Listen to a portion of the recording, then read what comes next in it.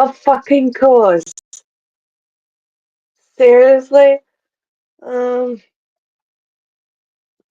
Hi. I woke up like 5 minutes ago. I really sent Jonah the link 2 minutes ago, so let's wait for Jonah to get on. Um, yeah. How is everyone? There's no one in. I don't know what I'm doing today. I don't know what I'm doing today. We will see when Jonah gets on. Honestly, I'm probably just gonna play Oblivion Dreams Friends because I've been on an Oblivion kick. It was really good. Ah, that was loud. It What was loud? What? was a beat of you coming in. Hi. Okay, but Oh, I didn't beep. You beeped. sorry, but when someone comes in, it beeps. So like, there's like a boop. It was Yeah. loud. Yeah, but that was on your side. I didn't boop. I didn't boop. That was your system booping. Yeah. Hello. I woke up Hello. like 5 minutes ago. Hmm? I woke up like 5 minutes ago. I woke up 2 hours ago because it's Valorant season. It's Valorant kickoff seasons, and on the weekends the Pacific region plays, and because of the time difference, they start at 9 a.m. for me. So they're just playing on the screen next to you. Yes, right now they're not playing. They just finished the map, but yeah, in about 10 minutes. Okay. So if I just go silent on screen and start screaming in this direction, you know why. Yeah. Okay. Got it. I'm not being Hello. weird. I'm not being weirder than usual. It's just I have opinions. Yeah. Oh, hello. Hello. How are you? I'm I'm well, actually, surprisingly. I woke up like because my back hurt in any sleeping position I could assume. So I was like, Yeah. fuck this. I might as well get up. It was like Yeah. 10 minutes before my alarm clock went off. I'm like, okay, might as well. And the back pain went away. So Oh, that's good. yeah. How are you doing besides still waking up? Yeah, I'm good. I don't know what I want to do today. Hard same though. I mean, I have a thing that I had, but this has been following me basically all week. I don't know how to get to the ending of this fucking book. Yeah, you don't know how to get to that I'm here hole. and I need to get here and I don't know what needs to happen in the meantime. And I hate it. What Like, what what are you at? Oh, hello, Levy. Levy, Hi. hey. Look, you in the past 20 days, you have written like 100, like 70,000 words, bro. You can No, take a no, rest. no, no, no. In the past 18 days, I wrote about 52,000 words. The rest was You've like written a in lot. January and November, in the past It three is January. months. The point is, you have written so much in such a short time. I don't know how. It just happens. Like I sit down, I'm like, yeah, I'm gonna write a chapter, maybe two, and then it's like four to I six wish. chapters. What? Oh, hi. I'm saying Yeah, like when I sit down, I'm like, okay, let's write one chapter, maybe two, and then I blink, and it's 4 to 6 chapters later, and it's like 5 to 8,000 words, and I'm like, how the fuck did that happen? I wish I was like that right now because I've been stuck on this particular moment. Mhm. for like a week now.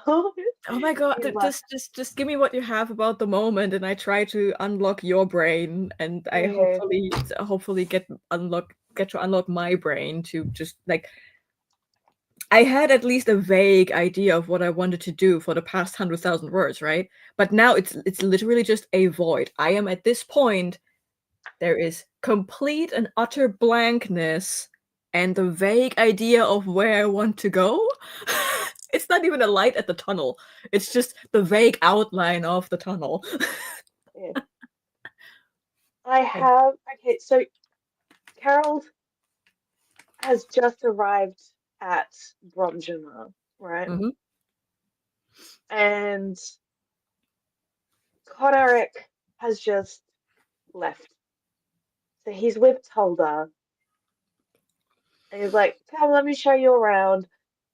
And that's where I'm at.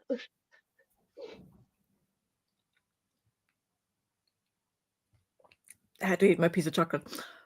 I mean, the next thing you could write is the character being shown around.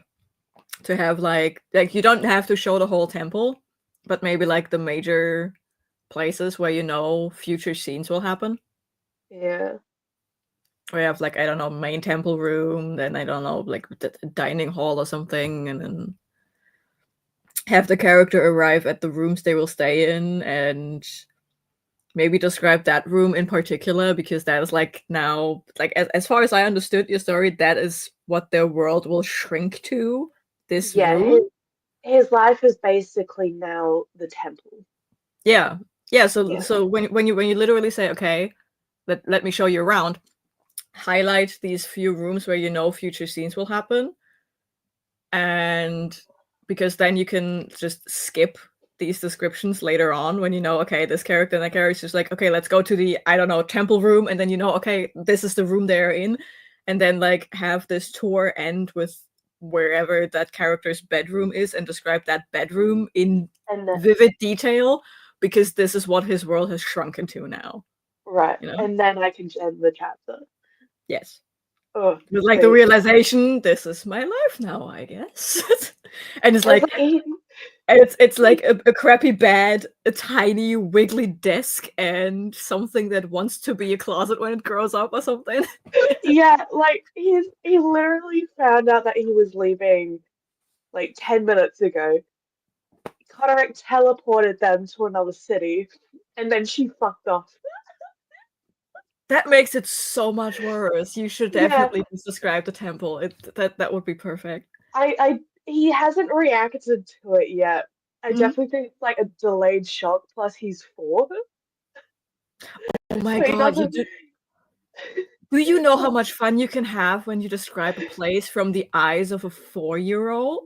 Yeah, it's like he is currently being slightly possessed by the god of forbidden knowledge, so he does know more than he's supposed to, and Yeah, has but more. still, but But there's still a dissonance between I know this and I experienced this for the first time with the brain of a 4-year-old. Do you yeah, know how terrifying it is to walk into a giant church when you are this big? Like, this child probably has no idea what an echo is, for example. no, because And now you imagine never went you go in. into this giant hall and the person showing you around says a word and it's just boof, boof, boof, and you're like, what the fuck? Yeah, Like, because Carol, he never went to the temple in Starfall because the temple is a fourth priest, and he's 4. So services were always in like a building on the corner, see? and as like he's so like at the moment what I have is Carol Hmm. finally looked around. They had landed in a large storeroom bigger than anything he had ever seen. Mhm. Was like what I have. People milled about Sonako with different tasks and different destinations. They watched Carol as they moved, some looking out the corner of their eyes, others stopping their tracks and staring. That's what I have. You know what you could also do? Because Well, this would be funny, and it maybe helps you balance out the fact that your character is 4 years old and is but is technically all-knowing because of the wisdom goddess. Yeah. You could have the character experience something, like just have a 4-year-old child experience something, be like, what the fuck? And then the knowledge kicks in. That he only like there's a slight delay in the experience and gaining the knowledge of what it is. I And love that. then, like, the first moment is the 4-year-old experiencing the chamber.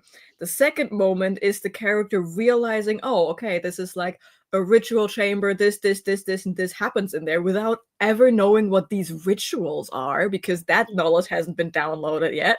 And then the third moment is the 4-year-old being completely confused and trying to align what they are experiencing and physically feeling with the knowledge that is suddenly pushing to the forefront. Like, you have 3 distinct moments every time this character experiences something new, and you can Yes. play with that so well. Yes, that's exactly what I wanted to do. Because, like, he has no idea for a very, very long time that Hermaeus Mora is there. And even when he does start leaning into worshipping Hermaeus Mora for the knowledge, he doesn't realize how long Mora has been there. See?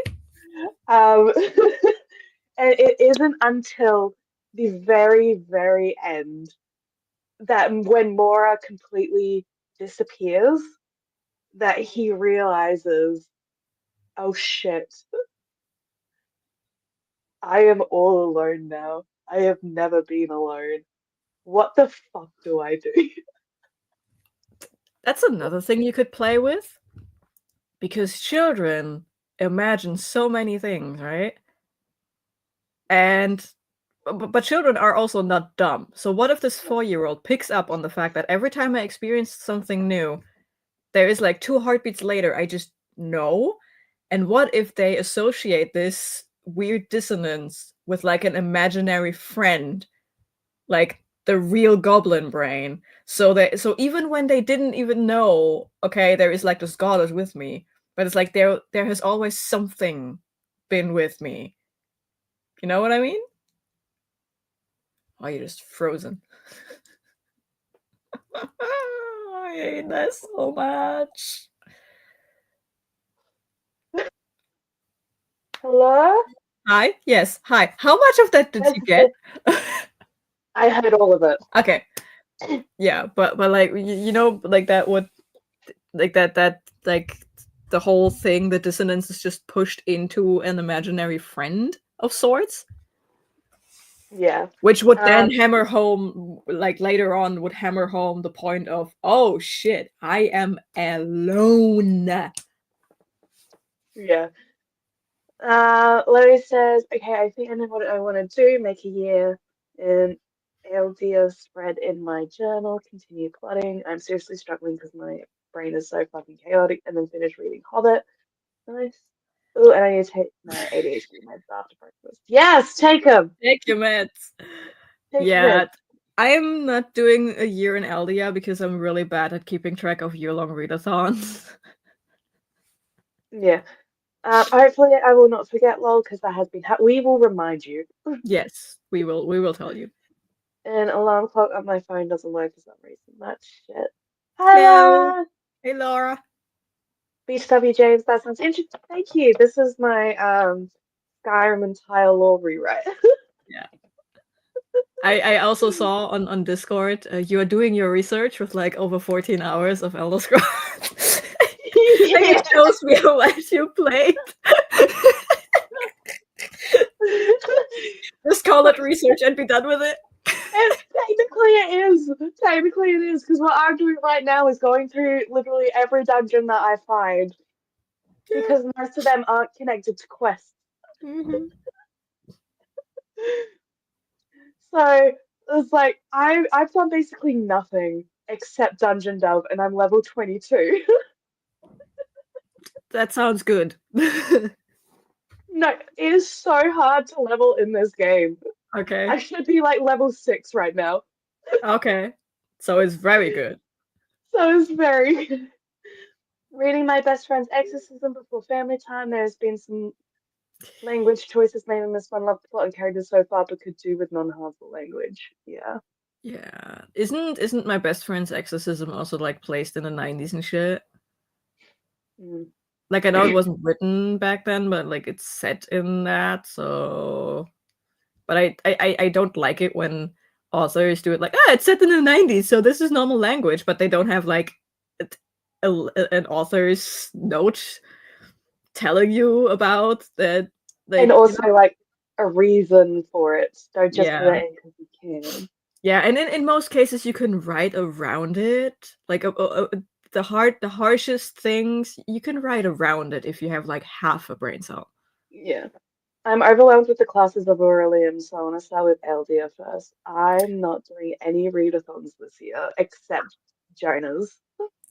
Which I don't know if it's going to happen and when it's going to happen because of the whole thing, but Yeah. I mean there will be a notice when it's happening, but for now it is on pause until That's further fine. notice. So That's you totally know, fine.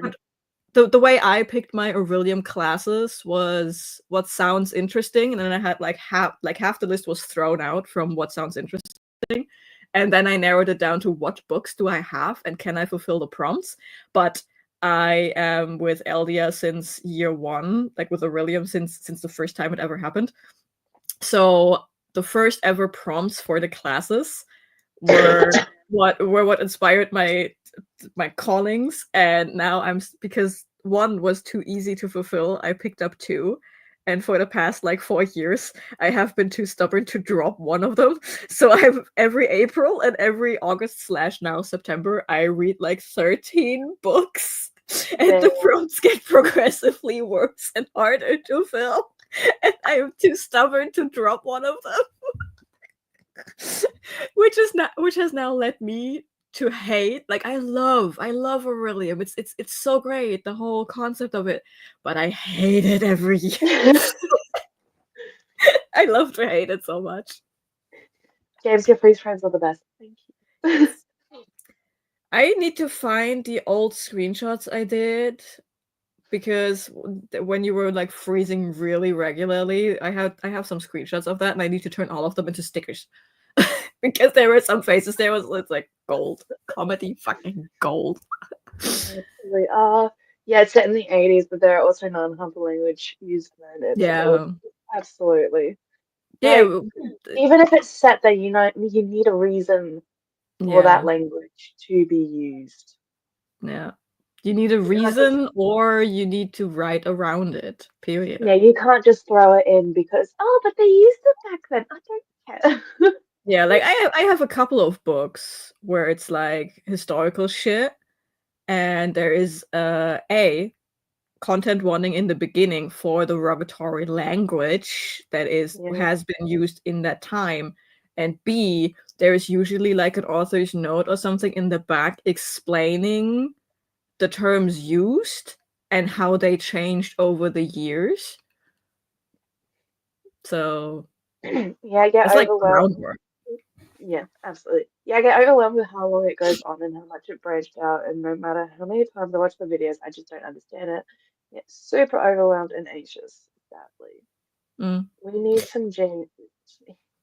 yes, I shall serve them. Levy, I can try to explain it to you if you want to. Yeah. Because like I watched that video, like Aurelium 101 that G did, and it was so like I watched that as someone who has grown up with the whole thing, and this video confused me so hard. Like the 101 where it's like breaking down things for beginner, that is so confusing, that video. No hate to G, but it didn't work out for me. But no, Levi, if you want to get into it, I can explain it to you in like the simplest of terms. Like I can give you a step-by-step tutorial if you want one. Yeah. I only did one readathon last year that I actually stuck to, and that was the fair one, the carnival one. Mm-hmm. Mm-hmm. Wasn't that I the Halloween one? What was that? Wasn't that the Halloween one?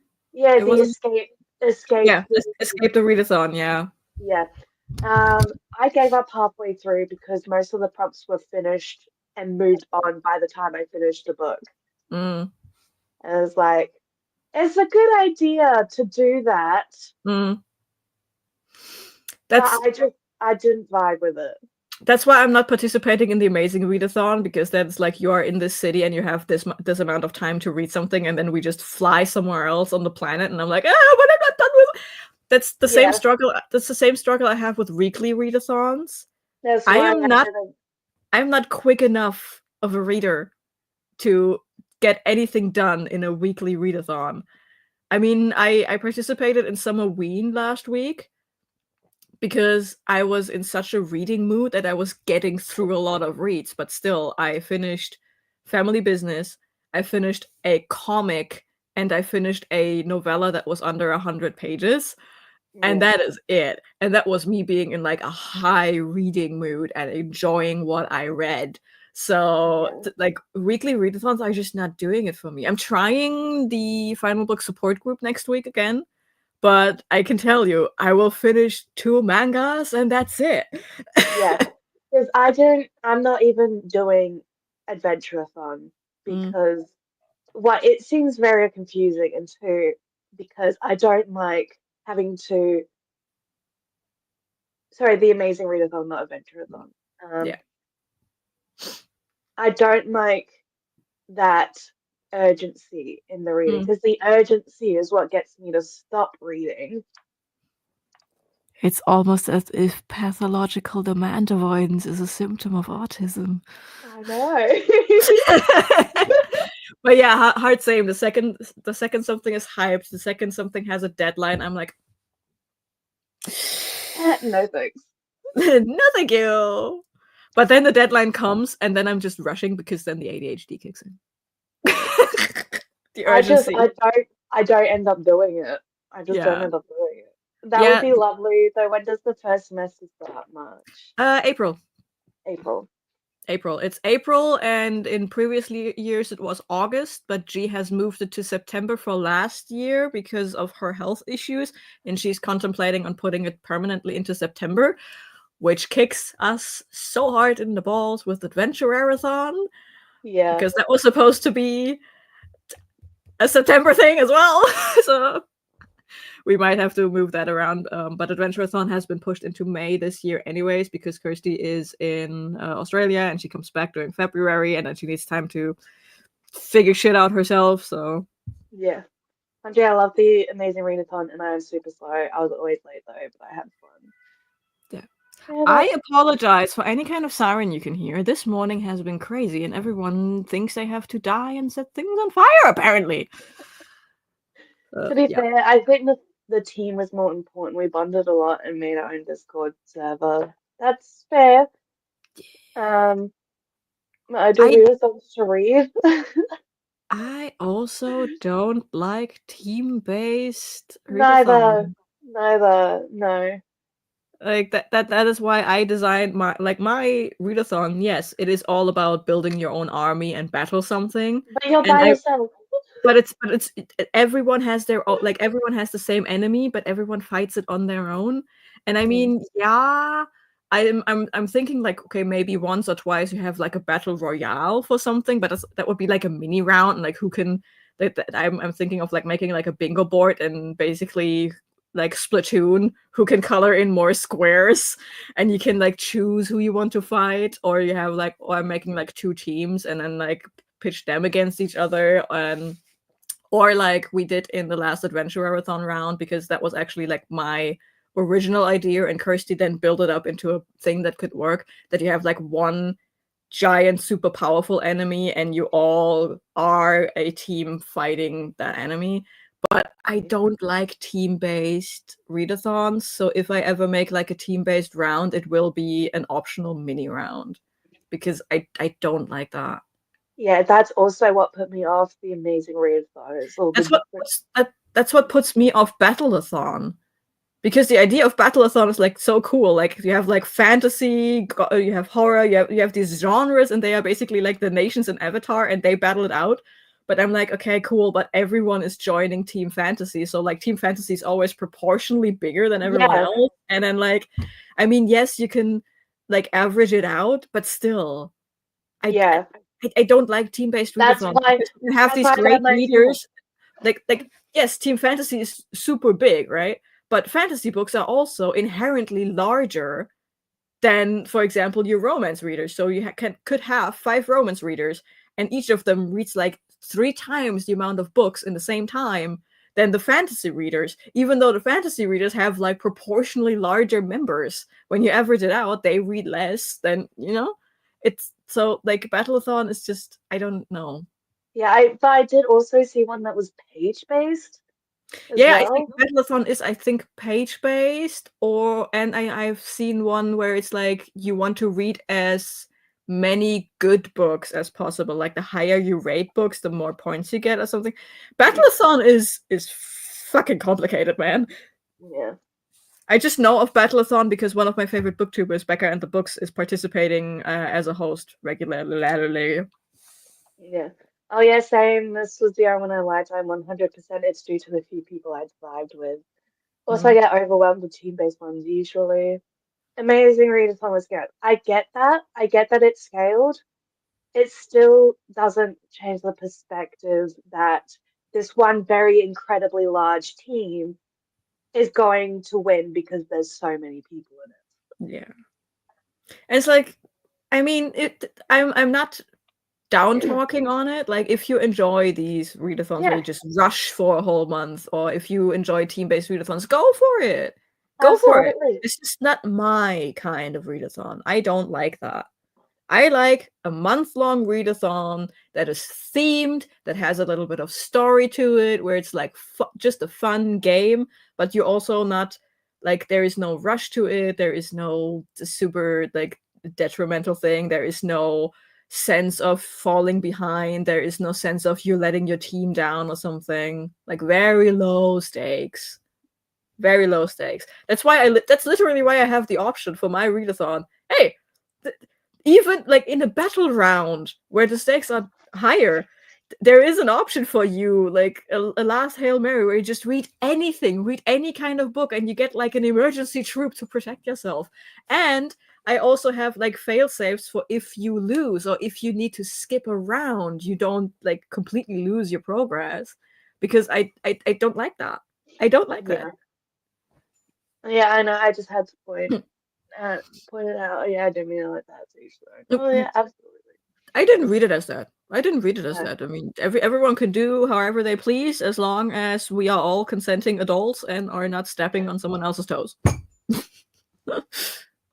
Yes. They are. Yeah. I mean, technically, Aurelium is a low stakes readathon. I just stress way too much about it every year. You're doing 2 of them. You're doing it twice. That's fun. I hate it, but it's fun. It's the fun kind of hate. After Tar, I said I was never doing a competitive readathon again. Now I'm team host for Get a Clue next month, but I do think this has some really good ways to take the stressful part. Hmm. Yeah. Also, when I know I have a big and quote unquote stressful readathon ahead of me, I plan the month after to be very casual. Like, I know Aurelium happens in April, so my May usually is very calm. Because it also has happened to me before. I read so much in April. Again, it's 11 to 14 books in April that I'm like somewhat in a reading slump in May usually. So in May I'm just like not doing any readathons. I am not pressuring myself to read. Like, May is usually a mood reading month for me, as is the month after the second Aurelium round usually. This year after September, October was a stressful because I participated in Jazz's Scarathon, and that readathon is meant to make you uncomfortable. But I still had fun with it because the books I was reading were good.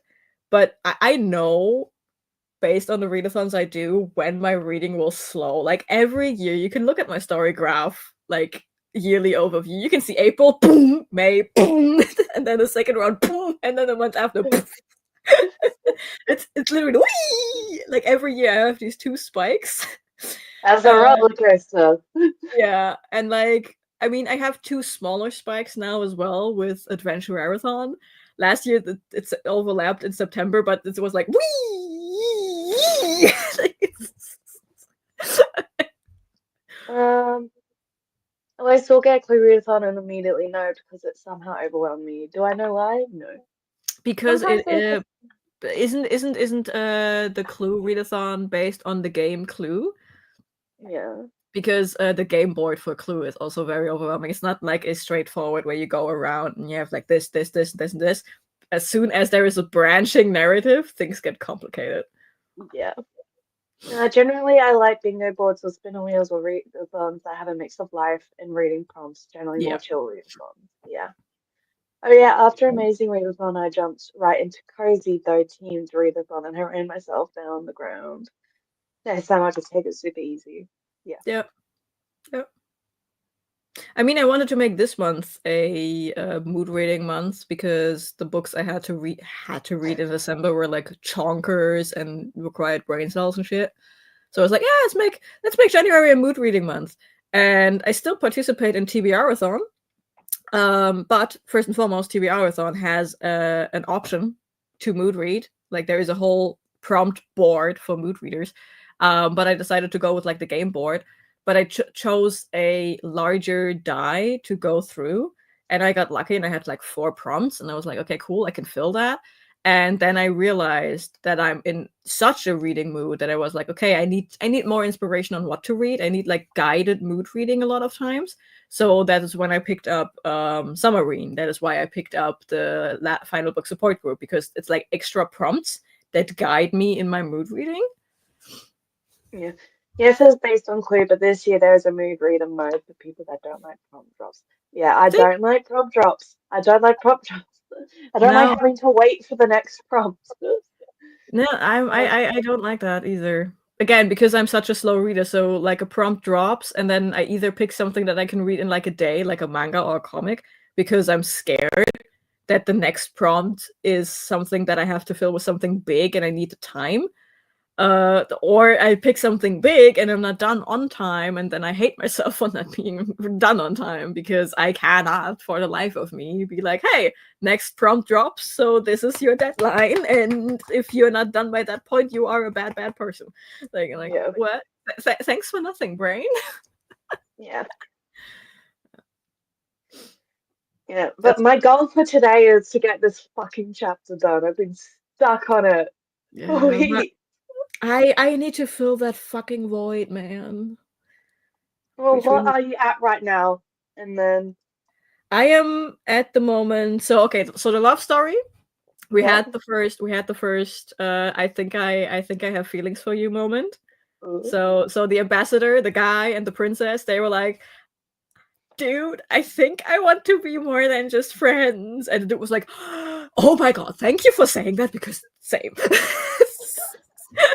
So they have a cuddle party, and he has already realized that the best friend also wants to be more than best friends, but because the princess is completely oblivious when it comes to romance, she's like, why are you promising my best friends that you will take it slow with me? Like, why are you talking to her about this? It was this before or after the conversation about the shadow twin getting kicked in the nuts by a sheep? Technically, that was simultaneously. Oh shit, I love that. because because remember, we have 4 perspectives, right? So we Right. have the princess perspective is, I think I want to be more than friends with you, and then her love interest being to her best friend, like, I don't worry, we take it slow, I will not overwhelm her, and the princess be like, why are you telling her that? Like, so that is happening, but the princess was together with her shadow twin when the guy arrived. So the shadow twin was like, do you want me be around? Because she introduced him as the ambassador, right? So Yeah. the shadow twin was like, do you need me around for like political stuffs, or because they have a connection, so he clocked that there is something more than that? And she's like, well, you can leave if you want to. And the shadow twin was like, yeah, I wanted to check out that garden anyway, man. So they leave for the garden. So they leave for the garden and go to the garden. Simultaneously, the twin brothers, the 2 princes, they had their talk about one of the princes, like the Magic Prince, having visions about the Chosen One Prince.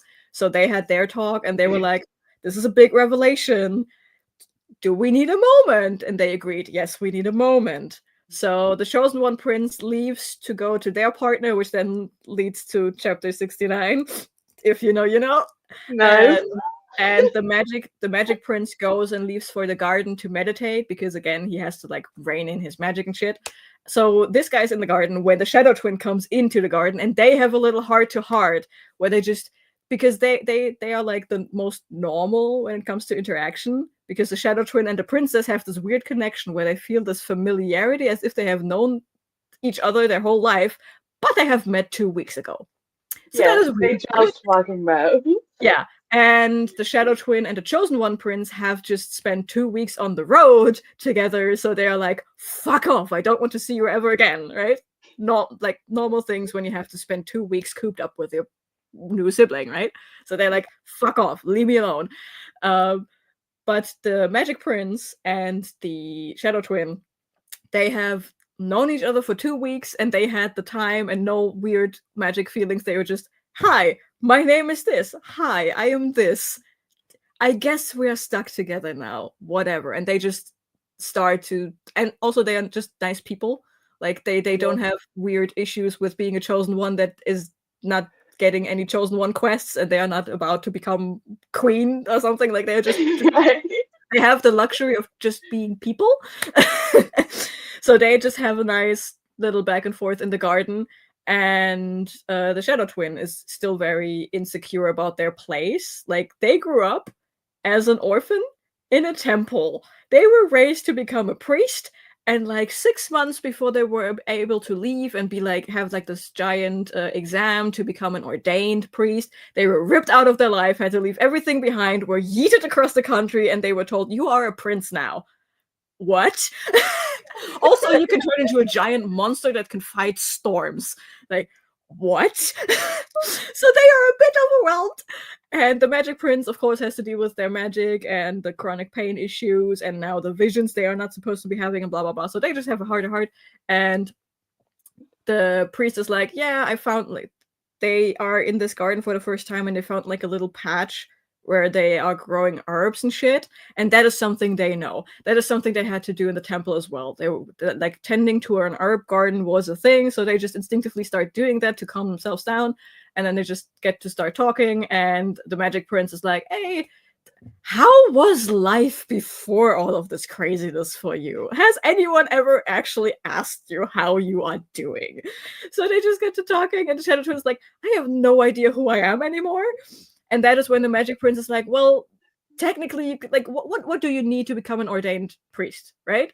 Like, that was like the one goal this Shadow Twin character had in their life. I want to become an ordained priest. That is what's happening in the next 6 months. And once I'm doing that, I have to spend like time at this giant temple in the city, which is perfect because my best friend wants to become a medicus, and they have to do an exam, but they are scared of like the big city for personal trauma reasons. So I was like, okay, I go there, I get ordained, and then we share a room, and I'm there. I'm your emotional support animal while you have to do all your exams to become a doctor, right? So that was their plan. That was their whole life plan. So they tell that to the prince, to the Magic Prince, and it's like, hey, I'm not even a priest anymore. It's like, well, what do you need to become a priest? Like, just a simple ass question. What do you need to become a priest? And it's like, well, I need to do this, this, this, and this. And it's like, okay, cool. You are in the capital city, so we have this giant temple where you can technically do it. We have the people who can supervise you while you do it. So nothing, literally nothing, is stopping you from going to the temple and ask if you could do it. And that is when this exchange comes in. So, you mean I can still be a priestess? I don't see why not. My uncle, Yeah, which I've never met, was a shepherd before he came here. So sometimes he just needed a bit of distance. So he went up to the mountains and just herded sheep, right? And that is when he got kicked in the balls. can I read it out? Sure, go for it. You mean I can still be a priest? I don't see why not. Uncle Tovol, our mother's shadow twin, sometimes went out to herd sheep when he needed room to think. He was a shepherd before he came here. Gerhard once had to treat him because a sheep kicked him in the balls. Who gets kicked by a sheep? Mighty warriors of the crown, apparently. And as I've said, this is even funnier because this man has chosen to live most of his life in the form of a giant sphinx. So he specifically had to turn back into his less preferred human form to go out and do that.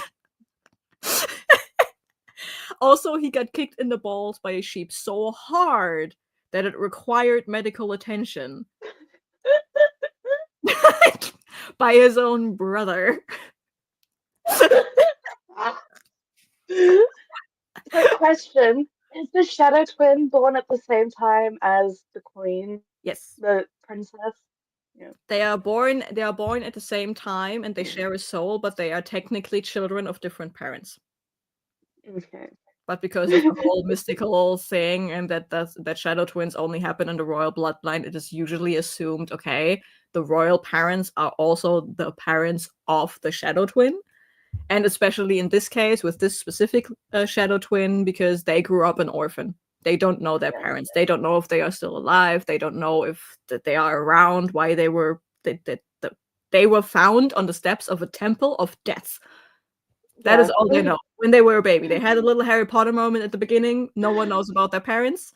I don't know if I want to make that a mystery that comes up later on. But right now, Do it. And the great thing is, the twins and the princess are like our mother, our parents, our family the whole time, and they include the shadow twin already. And it's like, huh? And there's literally a cute exchange between the princess and the shadow twins, like our mother did this, this, this, and this, and they react like, huh? And the princess like, still weird to call her our mother, and carry on. Like the shadow twin replies, still weird to call her mother. Period. They never had parents. They had a father, the temple father, but that is basically just the guy in charge of the domestic side of temple life. Like, yes, he takes care of the orphan children at the temple, but he's also like making sure that the kids do their chores and like just sweeping around the like it's basically just a glorified maintenance guy. So it's not a father. And yes, of course, they had parental figures at the temple, but they never were parents. You know? And now this woman, the queen, is like, yes, you are my child. Hi, Laura. Hi. So yeah, so that to go back to your original question, where I'm at. So we had the love thing between the ambassador and the princess, but the best friend romance hasn't kicked in yet. The shadow twin is still kind of lost as to where they are, who they are, why they are. The chosen one has now been told, hey, there are finally visions from the gods happening concerning you, but we don't know what they mean. And the magic prince is trying to figure out the visions he's having for his brother. Like, he's like, they are twins. It's like, this is what you waited on since you were 4 years old and you were named the chosen one. I will not be the one standing in your way to figuring out your destiny. Problem being, I don't know how to interpret visions because I'm not an oracle. So they like, I kind of know one more story beat that needs to happen with the magic prince, because these visions always happen when he gets high off his own magic. Like, when he uses too much magic, he gets high on that, and that is when these visions happen.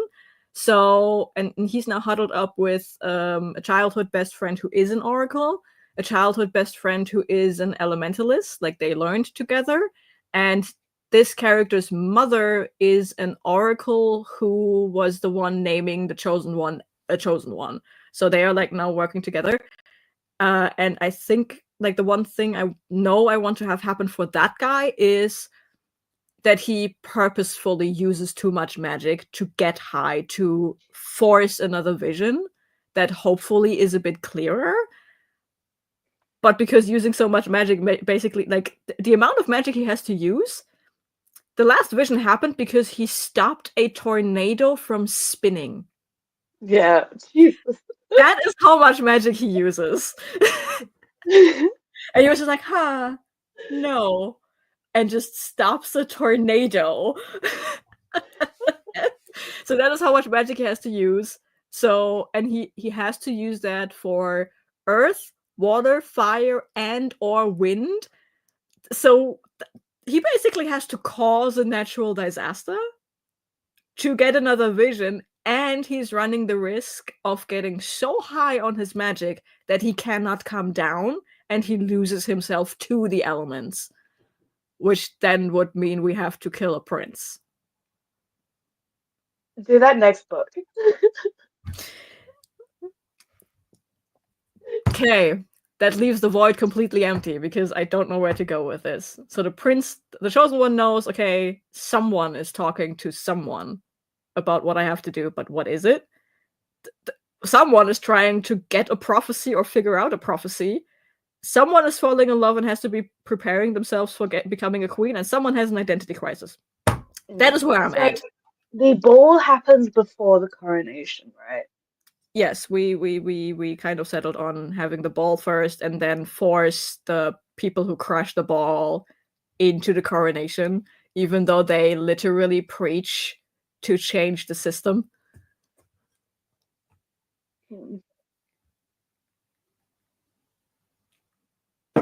When exactly? So this is so him getting high is him trying to figure out exactly what the visions is. So by the end of the book, will the chosen one know that he's supposed to be sacrificed, or is that going to be in the next book? I think that should be the inciting incident in the next book. Yeah. Because like the ending I have in mind for this first book is the party crashing at the ball. Right? And then the next book would start with the very awkward coronation and these weird people trying to force themselves into the government. And that is when we could have then the like the subplot with the brothers be like, okay, I did not like because we have two visions, right? The first vision was a fancy thing, like some sort of party that's like where we only have fragments. It's like a fancy party with all four of the siblings. That is how the magic brother was like, wait, four, but we're only three. So that was basically like a hint. Okay, this will happen when all four of you are together, and all four of them are basically wearing their prince and princess crowns, not fully queen crown, but like the small headbands that like identifies them as royalty. And it was a fancy party, and then blink, and everything, like not everything is destroyed, but the shift went from happy family and party and celebration to danger and something threatening, and something was destroyed, but the building they were in was still intact. So I want to have that come to a conclusion with like the party crashing of the ball, where like there's the call, it's like, hello, all praise our new god. What god? Dusk. What? Like, basically that's that thing. And then that would be, and then book two would be the coronation, and then basically having the magic brother come to the realization I have to induce the same state of mind I was in when the first two visions happened to figure out what the second vision means.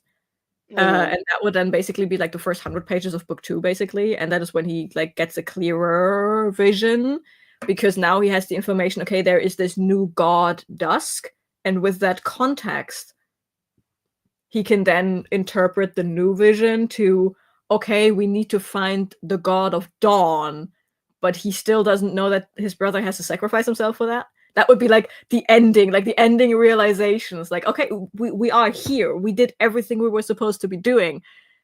Why isn't there a new god? Where is this new god? And that is when it clicks, you know? Shit. Uh-huh. Okay, so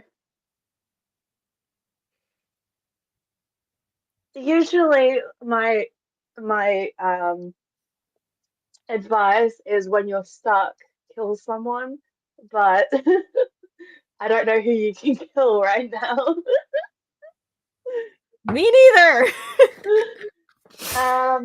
I could kill Didrik. Do it. Continued Didrik slander. Kill the finance guy. Kill the finance guy.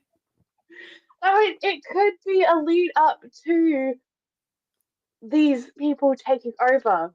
Like they kill the finance guy, the guy in charge of all the wealth, and then they, when they, the person that replaces them is an undercover whatever for that new cult. That is a really good idea because I already have followers of Dusk in the council. Yeah, so make a follower of Dusk be the new finance guy. Oh, that's actually a good idea. You're welcome. Okay, so now I have like one tiny candle in this very large tunnel of darkness. And it could be them trying to figure out who killed this guy, and then the ball happens, and then everything, the end happens, you know? Yeah. It's like they've almost figured out who the killer is, Mm-hmm. and then the cult comes in. Oh, that is actually fucking brilliant because I don't know what to do with the Chosen One character yet.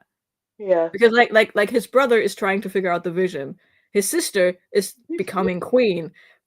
The new sibling has an identity crisis and tries to find out who they are and what their powers are, right?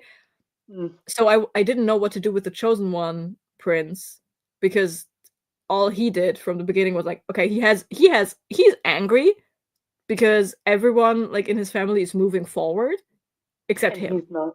Yeah. Like he has been a Chosen One since he was 4 years old and nothing has happened.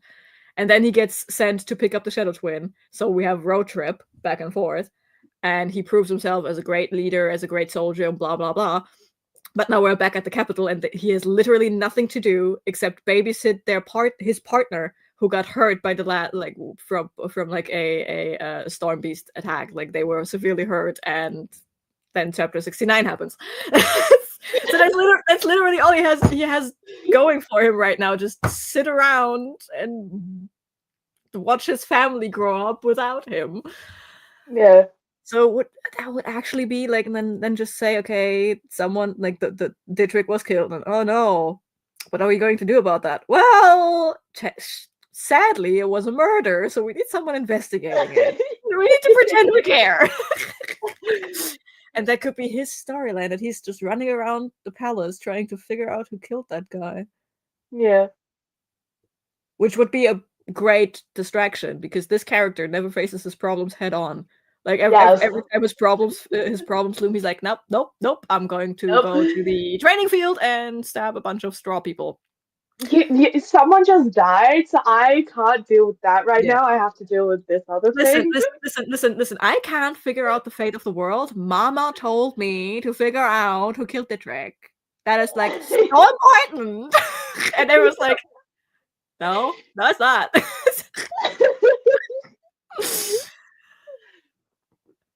But that would also like distract him from like his sister becoming queen, leaving him behind. His brother having this task he's working on, leaving him behind. And even the weird ass priest from like a backwater town becoming the second most important person in the kingdom. It's like, great.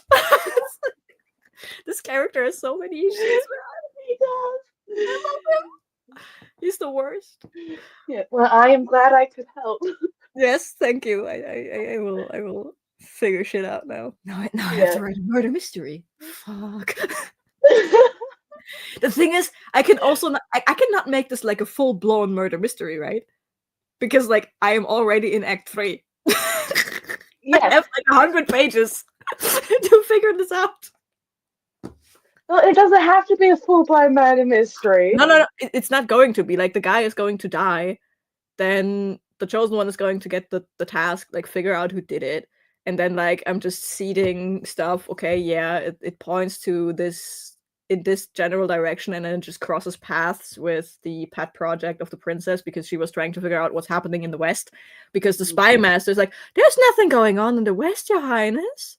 There's The nothing spy going. master's part of the cult, isn't he? She is part of the cult, yes. Like there's like we have no new information about what is going on in the West, Your Majesty. Meanwhile, the princess, I literally started dating an ambassador who can give me more information in like a day than what you have figured out in 3 months. What the fuck Something's going on. what the fuck is up with that? And you're the spy master. You're supposed to have the information. I just Right. asked a hot guy from the South. Like I went to his house and asked him, and he's like, "Yeah, information." Oh, I love that. Yeah. But imagine being that guy. Like you just come to this new country to be an ambassador, and then suddenly you're gonna be king. Well, he's not going to be king. No, but he's the queen's husband. It'll be the queen's husband eventually. Because polyamory is like a thing in this world. You only have the queen in 95% of the time. Sometimes you have the king, but who needs men on the throne? But so it's the queen, and then whoever she chooses to spend her time in private with, and they do not have the power to sit on the throne even when she's absent. Okay. Even when she's absent, they are not allowed to rule. They are basically just glorified advisors. Like the main consort is allowed in council meetings, for example, but their main thing is to keep the queen happy and relaxed and keep her on track, and to raise the children once they happen. They are not allowed in any kind of governing thing. Like even when they sit in the council, and they are allowed to voice their thoughts, but they are not allowed to make decisions. Okay, I actually really like that. But imagine being this ambassador. He was there for a reason. He's like, things are going on in the West, in my country. Can you help? And then suddenly you're raising a child, the queen. It's so much worse than that. Because he's not from the problem province, right? He's from the province just south of it. Mm-hmm. That's why she went there in the first place. He came to the big city because his mother said, "You're old enough now to learn the trade of the family."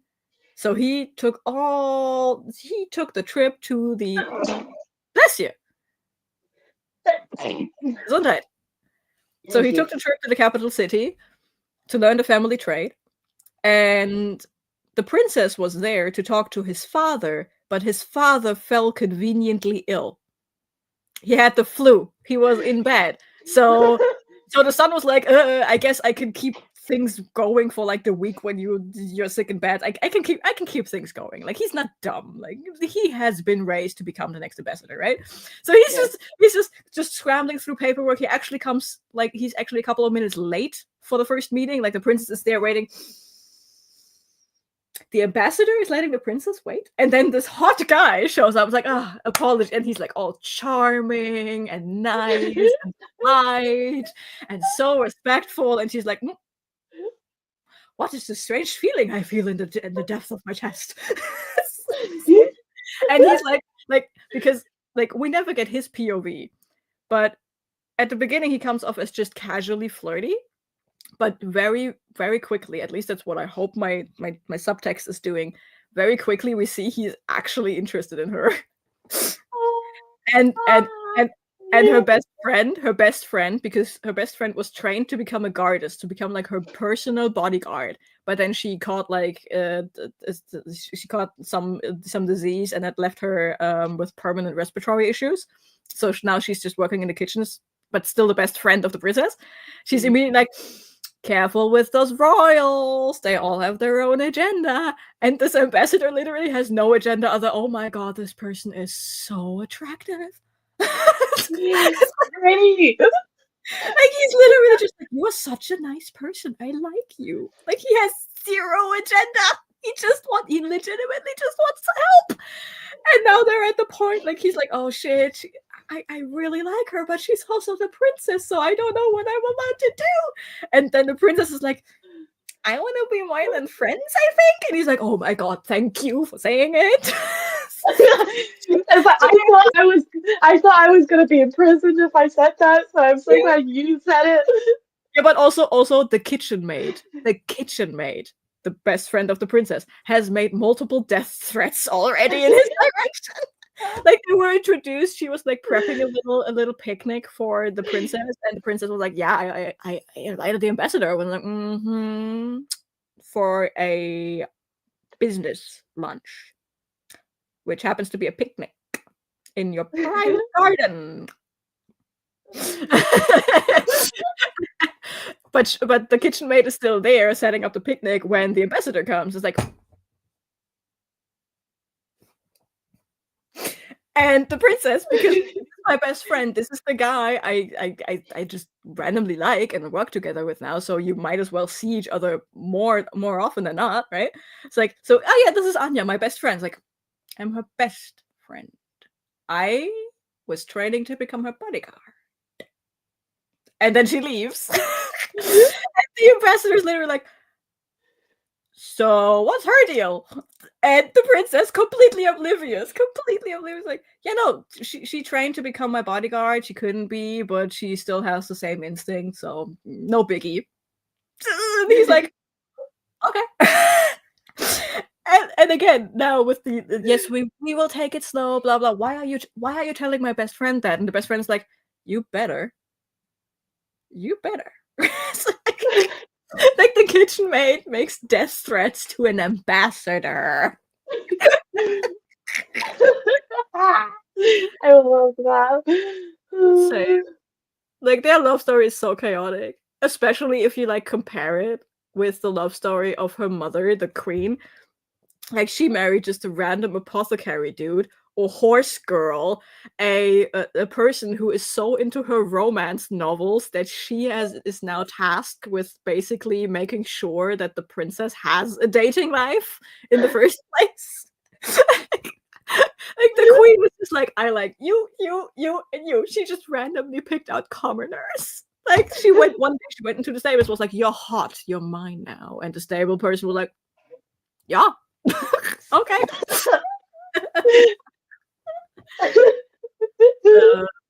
It is completely irrelevant who the queen is dating. Like, the queen has say over everything. She has the last say over council decisions. She has the last say in family matters. She can say if she wants to date someone or not. They don't have to be royal. I love that.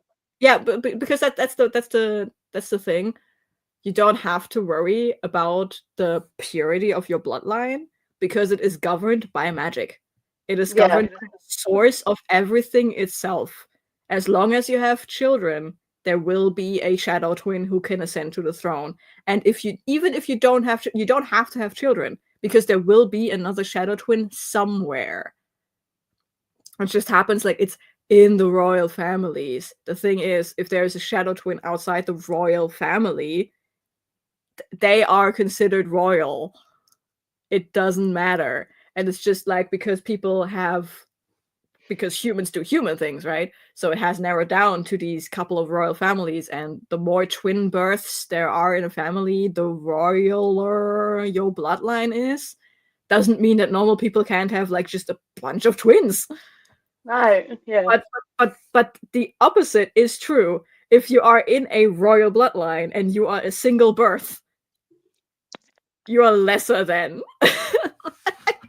like you still have the same rights, but like it's a socially, it's like, Yeah. you were single birth in the royal family, huh? Well, guess who's not continuing the bloodline then? Like, I mean, basically with the princesses, it's basically assumed that they have a shadow twin. Yeah, because like the bloodline that is on the throne, if there is a single birth, it is 99%, if especially if it's a girl, it's 99% that she is the next shadow twin. Yeah. Like, there are no single births in the bloodline that is sitting on the throne. one single birth, the single girl birth that happened in that family turned out to be a second shadow twin. That was the rule of the rule of two queens. They had a shadow twin, like they had the next queen in line. The shadow twin was there, everything was fine, and then it just died. It's like, but then the rare girl single birth in the family turned out to be another shadow twin. I love that.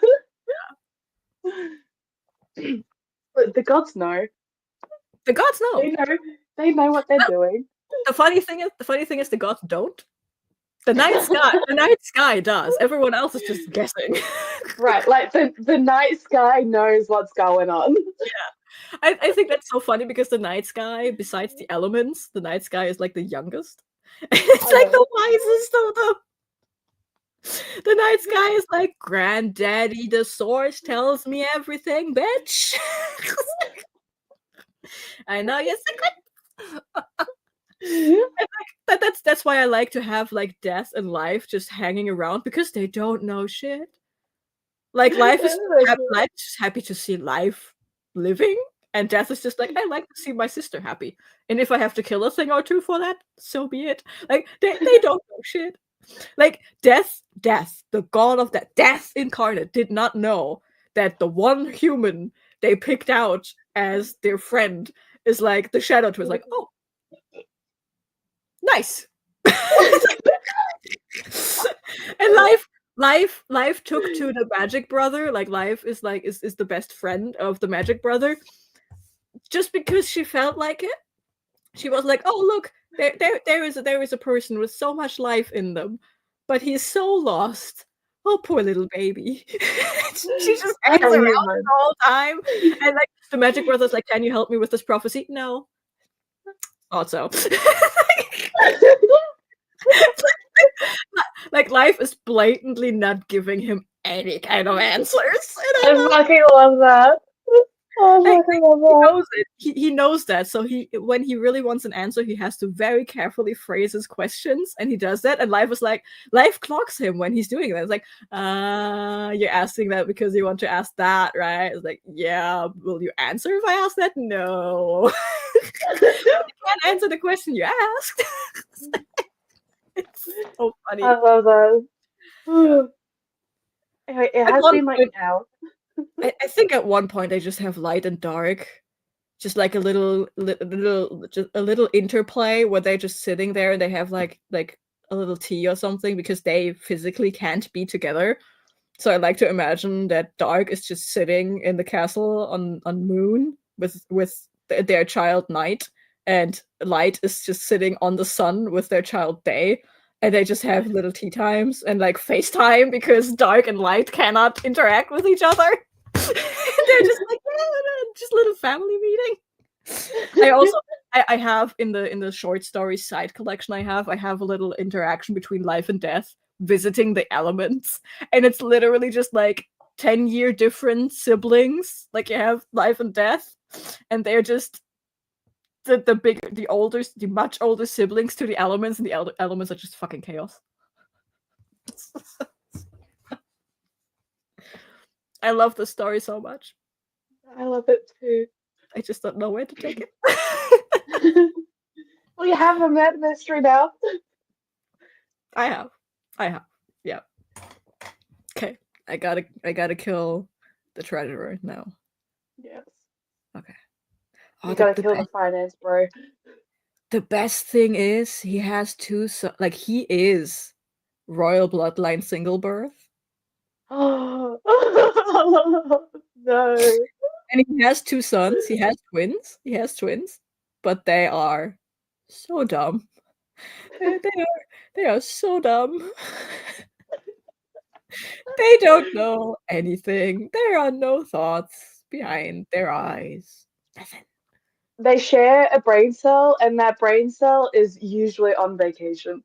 Yes. One of them is trying to become a priest, and the other one is trying to become. He wanted to become a guardist, like royal guard, but he was too dumb for that. So now he's training to become, hopefully, a normal ass soldier. They are so And dumb.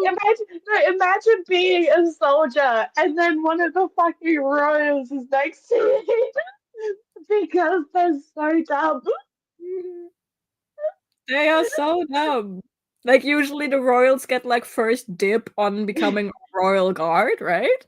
Because, Yeah, like, higher status and shit. No. no. Mm-mm. Not that one. Not that one. Okay.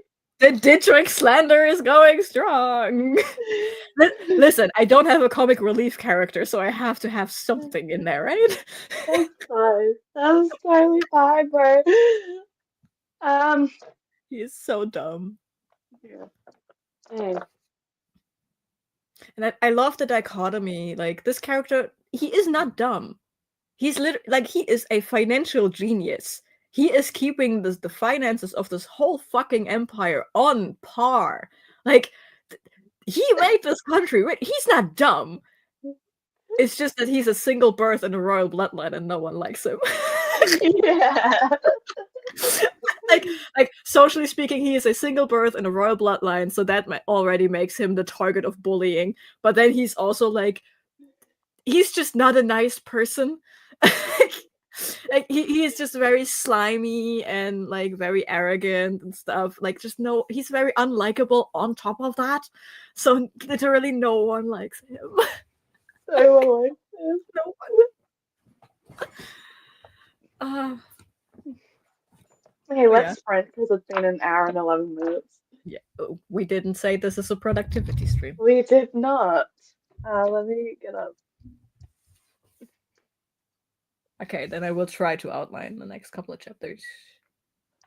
I'm gonna grab breakfast, Yes. and then when I get back, I'm going to write more of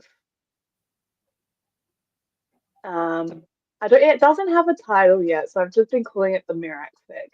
Um, I don't have a title for this thing either, and I'm over 100,000 words into it. yeah. So I'll try and finish this chapter because there's really not that much more of it. It's just the tour, and then it's him being like, "Oh fuck, I'm here forever now," and then the chapter ends. And then the next one, it's going to be Braedrin and introducing her and stuff. Levi, remember to take your meds. Yes, taking meds. Hey, I will see everyone in an hour. Happy sprinting.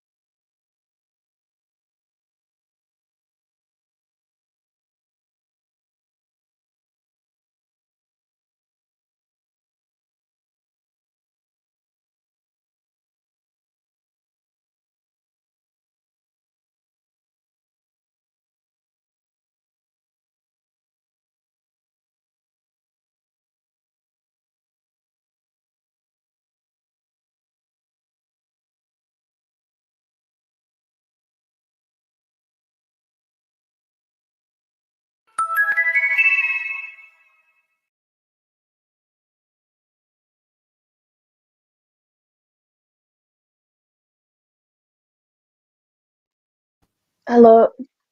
Hello. Okay, so I had breakfast and I wrote about 300 words.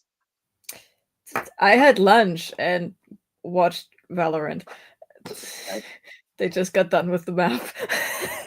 Nice. Yeah, Um, they didn't outline shit.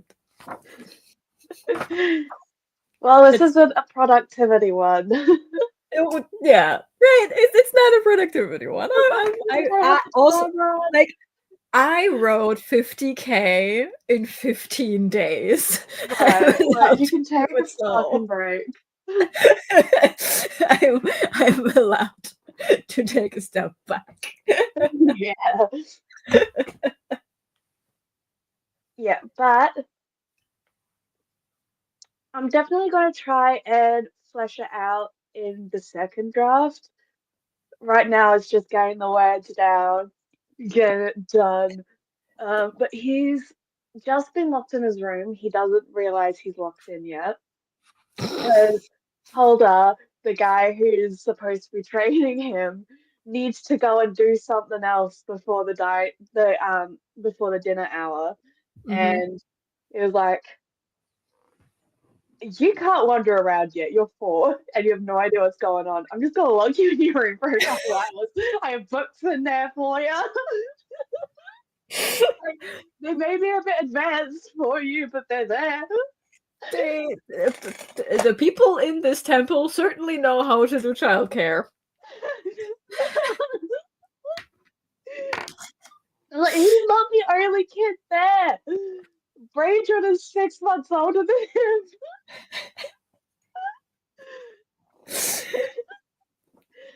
Brilliant. him. But he's locked in his room. Um, it's basically only there's basically only four of them in the temple now. Because children aren't supposed to be learning about the priesthood yet. These are special cases because they're so magically inclined that like they're going to train these people so that they're even more powerful and serve the dragons better as high priests. Yeah. Um, so they don't really know how to interact with children because it's let me move the mouse over to my other laptop and open up the outline. Listen, I love when you have full ass grown characters and they have to interact with a child and they just don't know how. Yeah. I just like there's something inherently cute to grown-ups who instinctively know how to handle children, but there's also something inherently ridiculously cute to just grown-ups being like, so what do you do for fun? I don't know, eat rocks. It's like Yeah. Okay, it's so just it's Braedron and um, Harold are being taught by Tolda. And then there's two other children who are a couple years older than them being taught by someone else. And they become Narcred and Vosus. They don't have like names yet. Sorry, Vosus, not Votan. Braedron's a Votan. Um, and yeah, so I need to choose this because that should be a tomorrow thing. And they need to go to the dining hall. The dining hall. Yeah, like oh, they meet at the dining hall because they're supposed to be eating together and shit, and that's where they Mhm. meet. Yeah, okay, I like that. Yeah, so he's just gotten into his room. The door's locked behind him. He doesn't realize it's locked. Um, so he's just. I'm about. I was literally about to start describing the room. um, Nice. oh, Levy. Ooh, Yay! ooh. Okay, let me. I demand screenshots. You Me edged too. us for too long. I demand screenshots. Oh, yes. Or I just also like demand screenshots. or like Um, copy and paste it into the Discord, but they want to see. I want to read. I like that you named it Super Awesome Random Group of Brilliance. Tell me that I'm wrong. No, you're not wrong. Um, Oh, I also during that sprint got bullied by TikTok. why? How? I don't have Netflix, and the second season of Castlevania Nocturne came out 2 days ago, Uh, and the first edits have made it onto TikTok. And apparently, the gay vampire ex-vampire hunter couple became even gayer. And I cannot watch it because the hosters and linkers, it's 48 hours and I have fan edits, but I can't watch it yet in the legal gray zone, and I think I that's very rude. I forgot to watch the newest episode of The Pit. I just think it's very very rude that It is rude. I'm not Tell you, getting all the. I'm getting on my FYP is Americans saying goodbye. It's like now that that TikTok is disappears, like no, there's I only get meant for you. my European ass legitimately gets ads on TikTok for Red Note. Right. Yeah. What the fuck? Like like it's either Americans saying goodbye because TikTok being deleted and shit, or it's Americans saying that they've been lying about their entire content. Oh no, I what I get is everyone who's not American reacting to all the Americans panicking. Right. I saw someone. It was like now that TikTok's going away, someone let's see if I can. No, I didn't like it because it still wouldn't be in my likes. Someone mentioned said it's you said like you know it's only going for the Americans, right? And he responded with a video that was like, "Do you really think it's just going to stop with America?" It's like, yes, yes, I do, Yeah. because nowhere else is as insane as America. Also, I don't think it's going away in America because, I mean, yes, the Supreme Court was like, no, no, no, we keep this law, but Donald Trump and Mr. TikTok CEO, who is from Singapore, not from China, and he has no affiliation with the Chinese government. I love that hearing. They are actually actively talking right now to keep the app Yeah, because, I never thought it would go away for Americans simply because of what is happening right now. Trump yeah. made this problem so he can fix it and pretend he is the superhero who kept TikTok alive. Oh, absolutely. Like Biden even said that he's not going to uphold it for the day that it's happening while he's in Yeah. office. Like it's You not know, going away. they are going to say we paused it because we are in talks, and I bet my left ass cheek that they are trying to make I sincerely forgot his name, but the TikTok CEO. Dude. I just know that they are sitting in a room with Elon Musk and Mark Zuckerberg, and they are pressuring him to sell, and he's not going to sell, so they will just keep it around. But like they will have this like not the dangling carrot in front of the donkey, but like the opposite of that. They will have like the axe, like a Damocles sword. Just be like, we can axe it at any time. We almost already did it. So if you misbehave,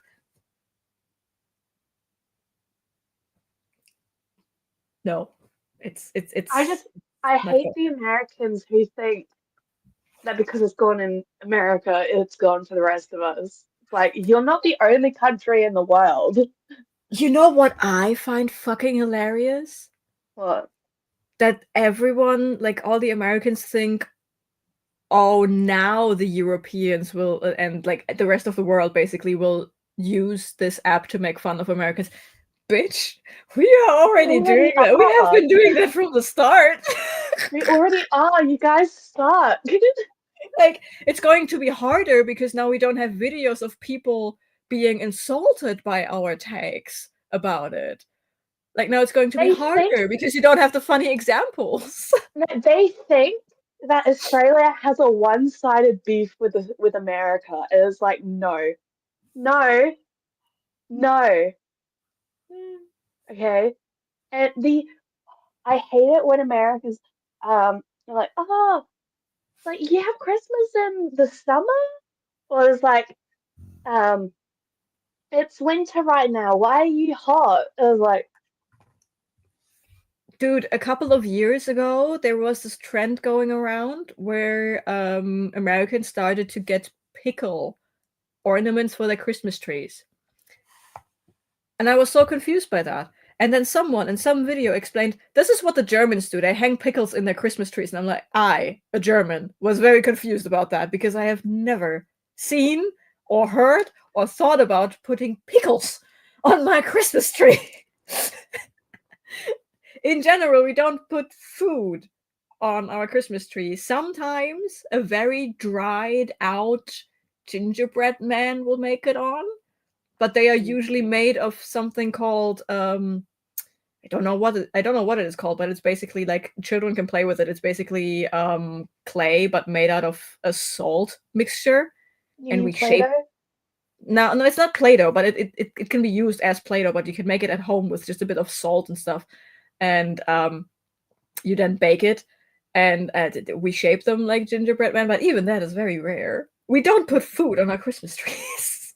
We put food on The the table next to the Christmas tree because we are fucking ravenous on Christmas because we don't have Thanksgiving. So our feast is Christmas. Yes. The worst part that I have seen show up a lot more is Americans comparing their states to European countries. Because it came up because we were like, hey, why is it that Americans say, like, when asked where they're from, they say their state or their city instead of the country, like everywhere else in the world? And they're like, oh, but one, all the states are recognizable. I was like, no. And two, oh, but they're going to ask us where in America anyway. Or three, um, well, it's like the European countries. Each state is different. They're so different from each other. I was like, no. It's called a conversation. It's a conversation. You just don't skip the first part of the fucking conversation. You think you think they don't ask me where in Australia I'm from? I always say Australia first.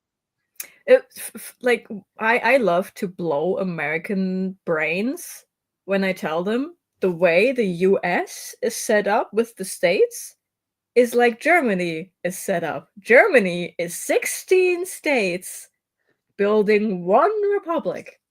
Yeah, Australia is 7 states and 3 territories. Yeah, it's ridiculous. Also, usually when I have that when I'm talking to people who specifically Americans, but it can also be other people who don't know how Germany works because we are one of the biggest countries in Europe. It's just fair, but I don't get offended about that. Um, People ask where you're from, and I say Germany, and they then immediately dish out Bavarian stereotypes because for some reason the world thinks Germany is Bavaria. Bavaria, don't tell that to any Bavarian or Austrian. Bavaria is more Austrian than it is German. Don't tell that to any Bavarian or Austrian. But I am from central Germany. I don't like I enjoy a good pretzel, yes, but we don't eat like Weisswurst. And yes, we drink beer in all of Germany, but we don't bathe in it like Bavarians do. Also, sauerkraut, not that big of a deal. Just because it's a one German word, you can say it's not that big of a deal. It's Honestly, I don't. It's the doubling down on saying that the states are like countries in Europe. I I like also I do love it when they say they have culture. When they say they have white American culture. And I mean, it is a culture, but when they say we have culture and then they name something that is Italian, German, yeah, I French, know. Spanish, Yeah. and it's like No, that's not your culture. That's my culture. That you stole. Yeah. Also, my personal pet peeve when Americans say I'm this and this percentage of this country, and no, no, You're you are American. a U.S. citizen with German, Spanish, French, whatever ancestry. That does not make you German. I am German. You have somewhere in your family line 200 years ago a guy who emigrated from Yes, Germany. I am Australian. I am half English, but I'm still Australian. Yes. And you are a special case because your parents are, right? Like Yeah, no, your great my mum's Australian, my dad's English. yeah, so you can say I'm half English Yeah, technically I on can my say that because my yeah. dad is Yeah, English. but someone born in Australia to Australian parents could not say they are English just because No, some dude one day was convicted and sent to Australia by the British government. They could not say they are English. They cannot say that no. because they are Like my not. They are mum, Australian. I I am seventh generation Australian on my mum's side. They were sent over, like I have Scottish heritage. I am not Scottish. No, you have Scottish heritage and now you live in Scotland. Doesn't make you Scottish. Yeah. I hate when oh, hello, Hillary. I hate when No, Canadians even do this. There is no Canadian culture. Why don't they try to learn one of our indigenous languages? Yes. I have been watching a show. I already added it to V2, by the way. Um, SkyMed. Okay, let me. SkyMed. It focuses on the people who give medical services to the far reaches of Canada, where the First Nations people have their communities, and they are so far away from any kind of civilization that they need planes to fly out and get the patients to the city. It focuses on that and on the pilots of those planes and on the flight nurses on that plane. Every third episode, someone has a major incident, but that's fine. The next episode, they're back on their feet. Literally, first episode, someone crashes a plane, breaks their back. 3 episodes later, he's back in the cockpit. Someone got crushed by an elevator. He's fine. Just a couple of broken ribs. I love making Americans confused with Czech Republic's territories. Now, like Czech Republic is Bohemia, Silesia, and Moravia, 3 parts and 14 parts slash territories. So Oh, Bohemia is dude, not Czech Republic, it's part of that. We used to be the Kingdom of Bohemia lands, but that was dude, centuries ago. dude, isn't it like you have to be proud of them when they remember that it's the Czech Republic and not Czechoslovakia Right. anymore? Like, you have Slovakia, Slovenia, and Czech. 3 different countries. It used to be Czechoslovakia, and then the Yeah, Nazis invaded. yeah. It's the same with Croatia. Like there was a Croatian independence war in the 90s. That's literally Luca's thing was Yeah, his war. He was part of that. Like he was in the that's middle of all of that. that's legitimately how I learned that there was a war in the 90s in Europe because I didn't Yeah, know that Croatia had to fight for their own independence in the I bet he 90s. was. Fucking Oh, Americans thinking that World War II started when they joined. mm-hmm. Levy, if you raise me to worse, can it beat the question of if was the Berlin Wall built around East Germany or West Germany? The Berlin Wall. Where was it? What did it? Does it Wasn't beat that? it wasn't it West Germany? East Germany? Let me educate you, baby. There Okay. was no wall between East Germany and West Germany. It was the Berlin Wall separating parts of Berlin. All right, yeah. Fuck. I'm tired. It's fine, but usually the name hints at it. It's like if someone Yeah. asks you how long was the 30 Years War. Yeah, no. When you said like I knew what wall you were talking about. It was like West. Yeah, I knew you no, were talking. I was it was thinking about the city as I was saying that. yeah, no. But like I like legitimately we have to answer the question what part of the country the Berlin Wall was built around, and it's like no, it was a line through Berlin, Yeah. sweetie. That's what Oh, I covered. Chechnya. Oh, Chechnya. yes. Chechnya. Several times. Yeah. Mhm. Yeah. I meant, but you know what I meant. Yeah, I know what you meant, and I also don't think that you answered with the same level of stupidity as the question is asked. No. Like for you, it was literally just okay words, but when you get asked the question, like I was in Berlin on a class trip, and we have been asked this question by American tourists at Checkpoint Charlie. So, what part was the wall built around? Also, how did people get in and out when there was a wall around the country? And I'm like, okay. Like, that was the whole thing about the Berlin Wall. So they couldn't get out. Yeah, that's like we have tunnels from buildings to buildings. And if you track the tunnels and you go in the overworld, you can see the monument of the wall because the tunnel went underneath. There was a family that collected discarded bed sheets and they built themselves a hot air balloon out of these bed sheets to make it over the wall. That is why we needed, we call it the Luftbrücke, it's like the air bridge, where literally the American side, West Germany, had to fly planes over East Berlin and airdrop supplies because they were starving. Yeah.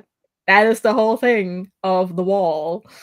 Yeah, like they weren't supposed to leave. That was the point of it.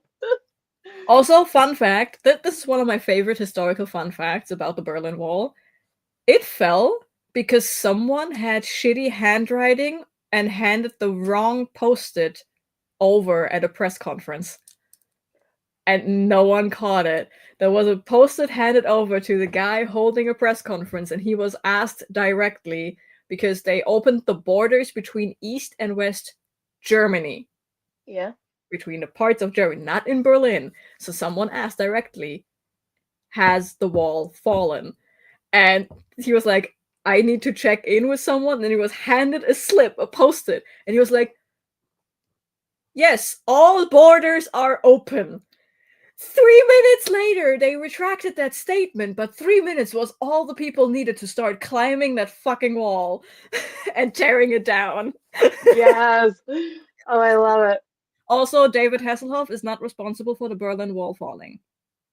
A lot of No. people believe that, especially Americans, because he came out with the song I've Been Looking for Freedom at the same day that the wall fell and it was played along the wall, but it has nothing to do with each other. David Hasselhoff did not make the Berlin Wall fall. What? Yes. My ex is from the USA. Her mum asked me once, how safe is Chechnya? It's a good question to ask, but Wrong person to ask. I mean, maybe you knew, but I don't think that was the question to ask. So Also asked me if Czech Republic was as safe as America, referring to the USA Second Amendment. I was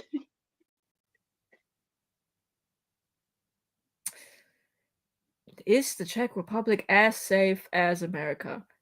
No, it's safer. as safer. Because we have what? Gun laws!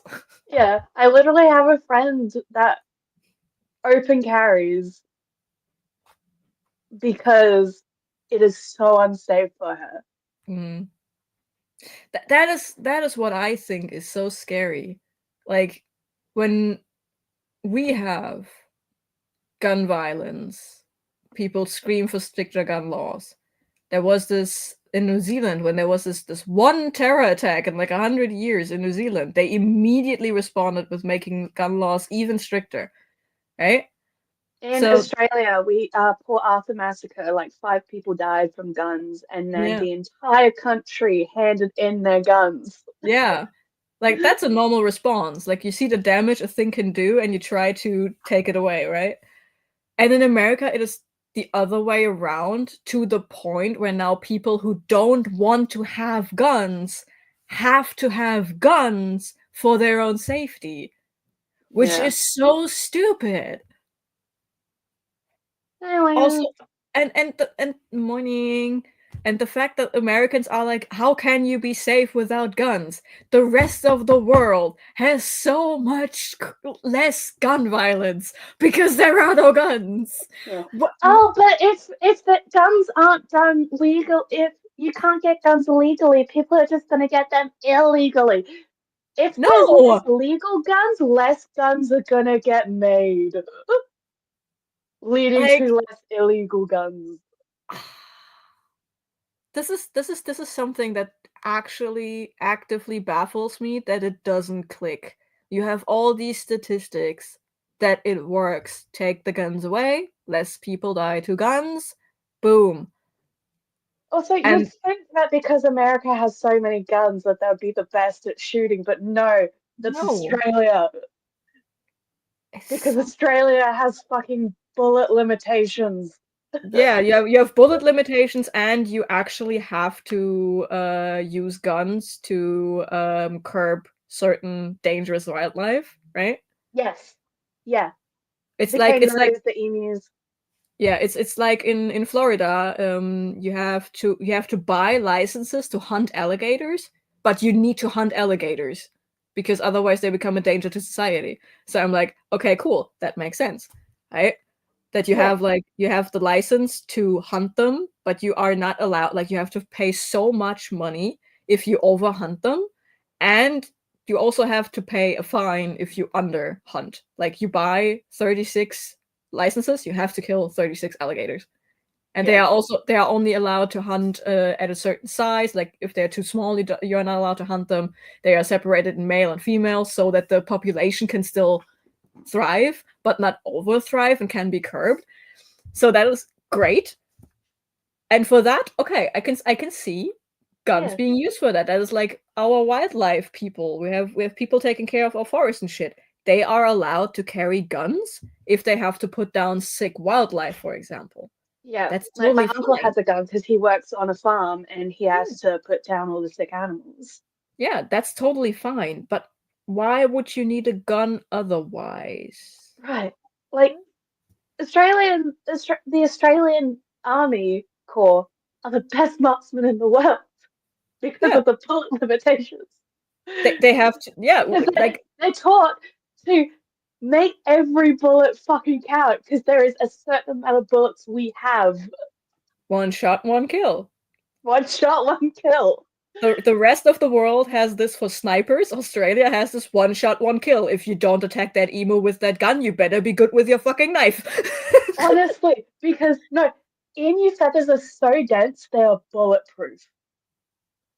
You I know. have to shoot them through the beak, Yeah. through an open mouth, because Yeah. otherwise you can't kill them otherwise. I just think it's hilarious that y'all lost the war against emus. Shut up. You fought a war against a flightless bird and you lost. Oh yeah, last year there was a brutal attack on our more Mm, prestigious uni in Prague. So yeah. many people died or got hurt. Laws got stricter immediately, and even now the police force are in high state. Yeah. I was in the US a few years ago. I vividly remember going to get some groceries and clothes, and there was a gun quarter with so many big guns. And just like I felt sick. Was that Walmart? Because Walmart has a gun section. I was in Florida a couple years ago, and I was just like, I have seen guns before because I live near one of the biggest airports in the world. My family works at that airport. Every time I traveled via plane, I took that airport. So I have seen our border patrol with the giant rifles, which, by the way, they have to get back at the end of the shift. They have Yeah. to sign that in. They had to hand that in. Um, so I've seen these big rifles and I've been around these big rifles before, but I've never seen them out and about on someone who didn't wear a uniform and was on shift until I went to Florida and we went to a Walmart and there was just this lady and I'm like just openly staring at her hip and I'm like, oh, like that was my first, like I knew they were open carrying in the States, but I'd never seen a gun out in the wild before. That was so weird. That was such a weird experience. Yeah. Honestly. And like you need guns to defend yourself against wildlife. Okay, cool, but why do you need a gun in Austin, Texas? What kind of wildlife Right. are you meeting in Austin, Texas? Right. Besides, I don't know, someone's weird grandma or a Karen. But when you then Like, shoot the Karen in self-defense, you're on the hook. and Americans that are like, oh, I don't want to go to Australia because of all the spiders and the snakes that are trying to kill you. You have megafauna. You It's still have megafauna. You're like the yeah, only place in the world, apart from like Africa, with megafauna. You have like moose, you have buffalo, mountain lions. Everyone's like, mountain "Oh, danger lions, kitty." Mountain lions are fucking bears. ginormous. You have bears and wolves, The and you're boars, scared of a spider? American boars are so big. I am so scared of a boar. Like literally everything that could kill you in Australia, you can beat off with a stick.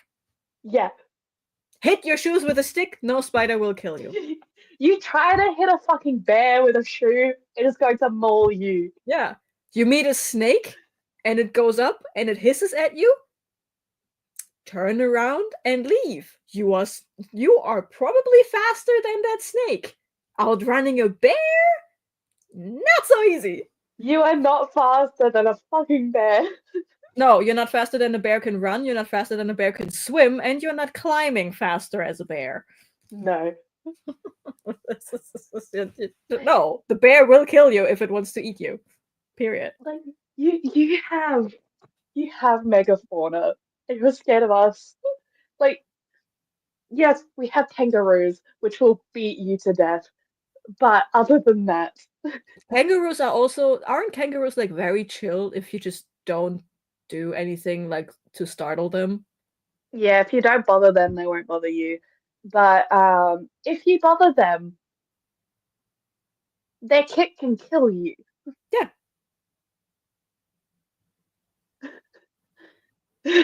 So maybe But don't fuck. every Australian kid knows to stay away from kangaroos. If you see a kangaroo on the street, just walk the other way.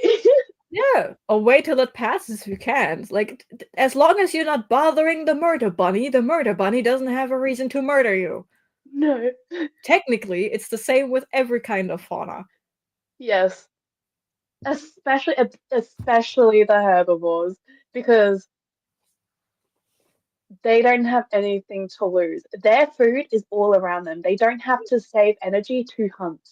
Yeah. That's like everyone's scared of the animals with the big teeth and the sharp claws. No. If you put up even a little fight, they will probably back off because it's not worth it. It's just not worth it for them. But have you ever tried to stop a running bull who's just fucking pissed, or an elephant who is just like who like the elephants is funny if they put their ears out, you're fine, just back off. If they go into racing mode, you're dead. Yeah. Like I'm elephants are terrified of known. Australia because I'm terrified of spiders and insects, but America has so many big animals. Yep, but They leave you alone if you leave them alone. Like that's like just check your shoes before you put them on. yeah, but that's the difference. Are you scared of insects and spiders in general, or specifically the ones that have the potential to kill you with their venom if they use it? Because that is another thing. Like you guys have a very very large amount of species of just insects and arachnids, but Yeah, like we have so many, like 9 out of 10 top spiders and snakes yeah, are on the most dangerous list. But again, we have the anti-venom for all of them. yeah. They It's like haven't killed anyone in like 40 years. also like if you need to know how good this is, y'all's anti-venom storage. If anyone across the world gets bitten by like a personal animal, they usually call Australia. Yeah, Like because we have all the Australia, anti-venom. yeah, Australia has something that is called liquid gold, which is the anti-venom to the brown taipan, something like the most venomous snake in the world. And getting that anti-venom is very, very difficult. And Australia has like almost all the doses of the anti-venom, and it is literally called liquid gold, and it's like $1,000 per dosage. And you need, usually when you get bitten, you need like around 4 to 10 dosages. And one guy had one of those snakes, and he was mishandling them, and he got bitten by one, and he basically eradicated 90% of the available anti-venom by it because he needed 12 doses to survive. Yeah. The problem is, yes, Australia has all these cool anti-venoms. It takes for fucking ever to get that anywhere because you're the butt of the world. Hey, at least we have the anti-venom. Yeah. Yeah, we have basically the world's supply of anti-venom because we have so many dangerous and venomous. But you also know if you ever get bitten or something, and you're getting the Australian shit, you get the good shit. Yeah. Because you Our also have stuff is all the more experts. potent. You have the experts on venom down there. Our stuff's more potent, even just like medicines and shit.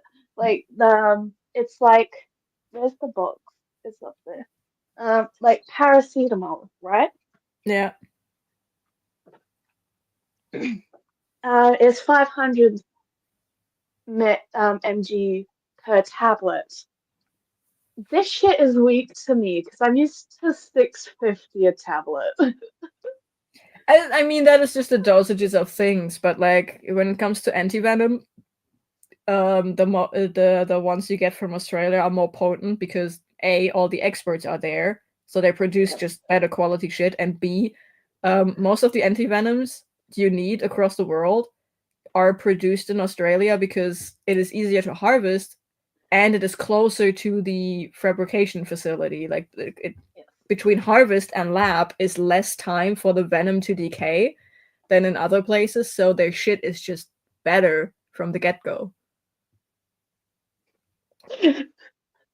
So yeah, if you ever get bitten by something, get bitten in Australia.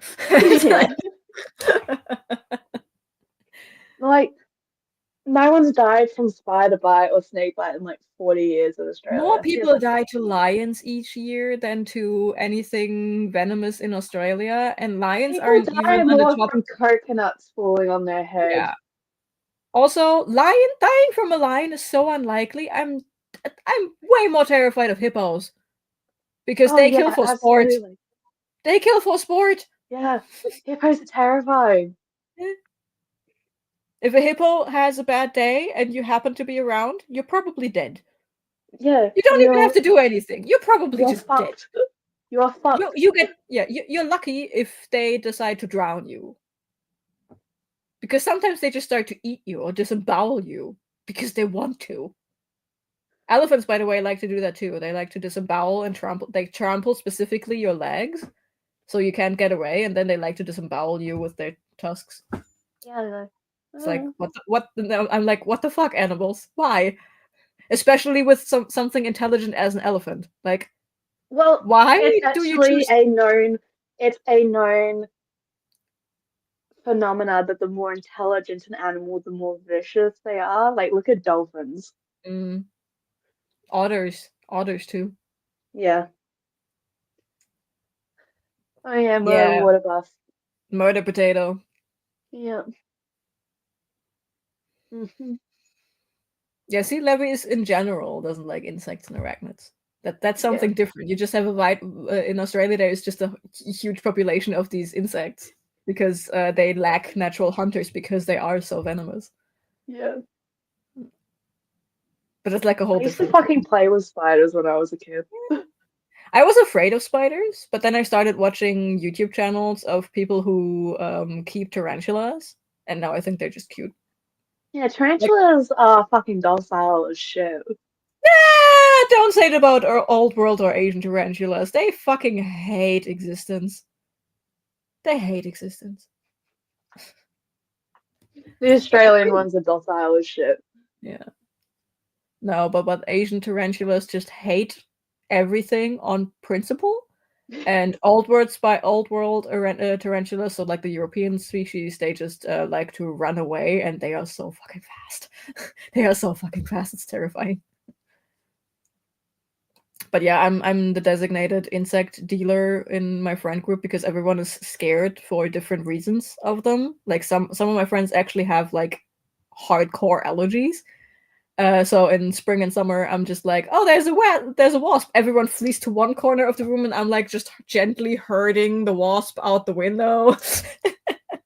Yeah. Like you will never see me without a little, what's it called, match, like a matchbox, because there is actually a trick. If you have a matchbox, you can slide it open, put it on the insect, and slide it closed, so you have like the bucket and the thing in one thing. And I just carry that around in my backpack whenever I meet my friends in summer, because I know I just have to rescue an insect, because no one in my friend group wants to kill the insects, so we just herd them out the window. See, Australia has so many insects that I just on site. I mean, there are insects where I'm just on site, like Like grocery. flies, I do not give a shit. I will kill flies because Flies, moths, like just tiny annoying moths, carpet moths and shit. They are just on site. Mosquitoes have no right to exist. I don't care. It's on site. okay, but mosquitoes are very important for the ecosystem. They are important for the ecosystem if they stick to their fucking ponds and get eaten by frogs. Yes, they have nothing to do with the ecosystem in my room. Okay, there are no frogs here to be fed, and the spiders on my walls, they can eat the flies. They don't need to eat the mosquitoes. If there is a mosquito and it decides it has to land on me, it's on fucking site. Yeah. Yeah, And but ants. in, I in, in order, I I'm I looking at V2, there's 153 shows in there. oh yeah. Also ants. For ants, it's not on site, but I don't care enough about ants because I know the reproductive strength of a colony that I just don't care. I used to let them climb all over me and then kill them one by one. Nah. Like, I am so neutral towards ants that if I step on one, well, whatever. But I'm not going out of my way to save them, but I'm also not going out of my way to kill them. Like, I'm not one of those kids that just burnt them alive because it's fun. Yeah. No, I don't do that. Nah. What else is there in terms of insects? No. Oh, yes, worms. The kind of worm that gets out after it rained. And they come out of their hole because they're scared of drowning. Every time I accidentally step on one, I feel so bad. I usually pick them up and carry them to the next like pile of grass. The same goes for snails. We have so many snails in the forest around the corner here. It's ridiculous. Like it's so hard to not step on them after it rained. We get so many slugs around here. Yeah. Snails and slugs is just so bad. I'm okay with spiders until they crawl on me in bed and then I start fainting or freezing at the sight of them. I usually am okay with them now. I don't bother them and hope for the best, but if the spider is on me, freeze and then panic mode. Oh yeah, I mean, I used to play there is a with them. difference. There is a difference between there's a spider in the corner of my room and there's a spider sitting on my fucking face. On my Yeah. face, I don't want any insect sitting on my fucking face. Okay, No. I Also, I I'm terrified of hornets. I get at least one every summer autumn. I can't sleep Mm. until he's out. Yeah, I mean, if it's something like a hornet or a wasp or a bee, I have learned that you shouldn't start flailing around because that is when they start to excrete the hormones and then the hive attacks. So I learned to just sit there and breathe calmly, which then leads to them often just sitting on my face, and I hate that. But I have internalized this just sit still until they leave so hard that I literally just don't move while everyone around me runs away screaming because there's a wasp sitting on my face and I'm not doing anything. Yeah. I have been told that I look like a psychopath when that happens. So I consider it a power move. Am I fucking terrified at that moment? Yes. One of my biggest fears is that one of these bitches is crawling up my nose, but I'm still just sitting there. Yeah. Yeah. Yeah, we have two New Amsterdams in here. Yeah, it's It's the one with it's the so crazy that there's two shows called New Amsterdam. I just think it's very fucking crazy that they not only have like the same name, like these two shows have the same name and take place in the same place, but also that there is another show with a different name that has the same premise that also takes place in New York. I think that's just fucking funny. I know. Also, I don't know Genetically if you, engineered superhumans and a devastating EMP destroying the US economy in 2021. that's Dark Angel, yeah. Which was Jessica Alba and Michael Weatherly, and Michael Weatherly is Bull and Anthony DiNovo. I know, I know. Also, I watched the show, The Order. It's so bad. It tries so Is desperately to that be the the werewolf one? Yes, it tries so desperately to be the Magicians featuring Teen Wolf. It is so bad, but I actually think we could make it work to put that as like a rival school into the Magicians universe because it's a very similar premise. It's just so bad. It's so bad. I've seen people so upset that the order was cancelled. The ending is bullshit. Yeah, like it's one of those endings where you need at least another episode or so to finish out storylines. Like it's one of those shows, it wraps its own storylines up in the second to last episode, and then it sets up the next storylines for the next seasons in the last episode. So it ended not necessarily on a cliffhanger, but there were so many loose ends. It's just very unsatisfying. But the show Yeah, is so dumb. I will forever be upset that Shadowhunters was cancelled during its mid-season break because they had the rest of it filmed and ready, and it was going to end on a cliffhanger, but they were given an extra 2 episodes after the cancellation, and they had to wrap everything up, and it's a bullshit ending. Really? I thought they Yeah, were. I thought they were told that they had like the third season, right?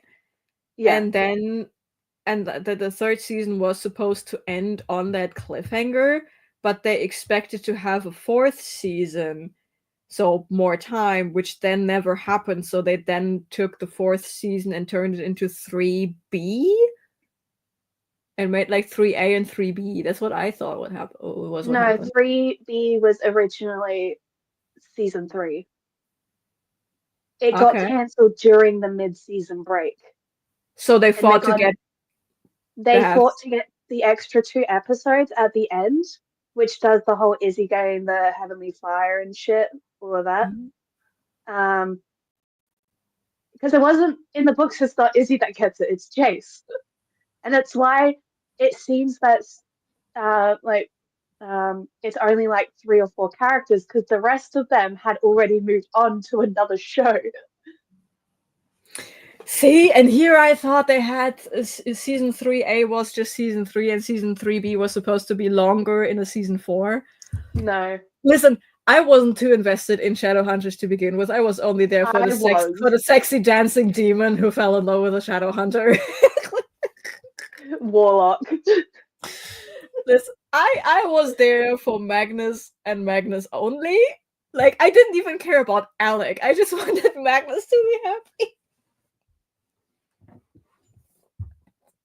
That's how based I was.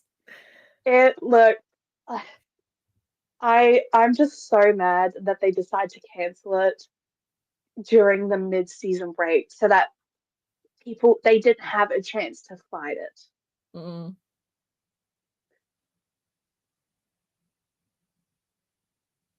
I'm always sad to see like actors who go through something like this and they have to put up a happy facade, like all of this was planned out. My fucking Shadow and Bone. Yeah. But It with was Shadow the and Bone, perfect cast. with They with did have all 6 of the crows together.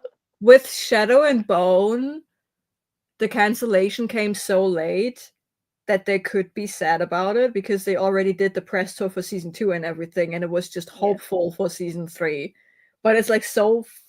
What pisses me off is when you have, for example, you have the Shadowhunters cast, and they're like, "Yeah, season 3B was like the best thing that ever happened." It's like, but you can see the pain inside because they knew this was bullshit. Like, because they knew that is what gets me when you have Yeah. characters and people talk about this. One of my favorite shows. It's an And like absolute. Clary the being the one to lose her memory, where it was Simon in the books. I haven't read the book. I have read the first 100 pages of the first book, and then I decided this is not what I wanted it to be. So Simon made a deal with Asmodeus, right?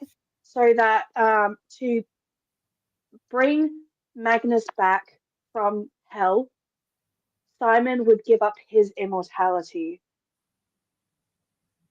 and with Okay. that, his memories. Because it was originally Magnus was going to do it. I forget the reason why someone had to give up their immortality. Magnus was going to do it, but then he was going to turn to dust, right? So Simon gave up his, but that also included all his memories of the Shadow World. So he lost his vampirism. He he was like with Izzy at that point, like they were solid. So he lost Izzy. Clary had to pretend that like she was still a mundane, and the deal was for Izzy that if Simon remembered anything about um about the Shadow World, then they'll bring him back in to the world. And so at the end of the book, he changed the name of his band and called it the Mortal Instruments, so that they were able to bring him back into the Shadow World. And he drank from the cup and he became a Shadow Hunter. Okay. Yeah. Interesting. So it was bullshit in the TV show where Clary was the one that lost her memories and Simon kept being a vampire. I just didn't get. I legitimately didn't get the whole plot with Clary in the last season. Like ever since her actual brother showed up, I was so lost. I Well, was so. in the books, he tried to rape her. That's not making the plot any clearer. He wanted a pure line. Oh, he went to Targaryen School of Family Management. Yeah. Yeah, no, like I okay, like I got when like the Lilith showed up and she's like, "Yeah, I want my son back," and her son was the discarded son of bad guy in the first season. Like I got all of that. I got the owl moment with Jason and shit all the way until 3A season finale. I got that. And Jonathan came in.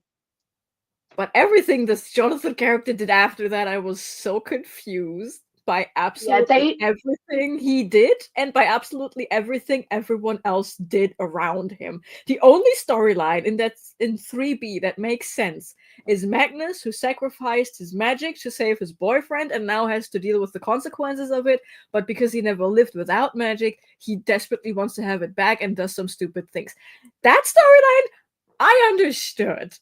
yeah. Izzy and They Simon, I was just completely lost. But the Simon's storylines, a lot of the times, the werewolves and the vampires just felt like, okay, we need to have this subplot because they are main characters in the books. So they yeah. already felt like out of left field. But whatever the fuck was going on with everyone else, I was like, what the fuck is going on? And then I just skipped to the next Magnus scene because I never cared about these other characters, anyways. So. Yeah, they did not deal with Jonathan well in the TV show. They did not. In the books, it's pretty well done. And all of his motivations are actually, explained. But in the TV show, they definitely dropped the ball with him. Yeah, a lot of people watch it for Malik. I feel like I'm one of the only people in the fandom that likes Clary. I like the actress. The actress is phenomenal. She is She so did. pretty. She's so pretty, and she did what she could with what she was given. She is so pretty. We need to add one of her other shows into it because she's in Arrow. She's Mia Smoke.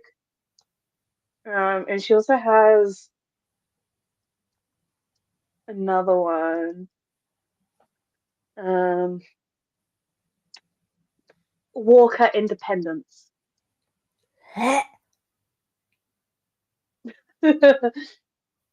I'm sorry, but Walker Independence happened when Jared had a fuck it, decided to become alt-right.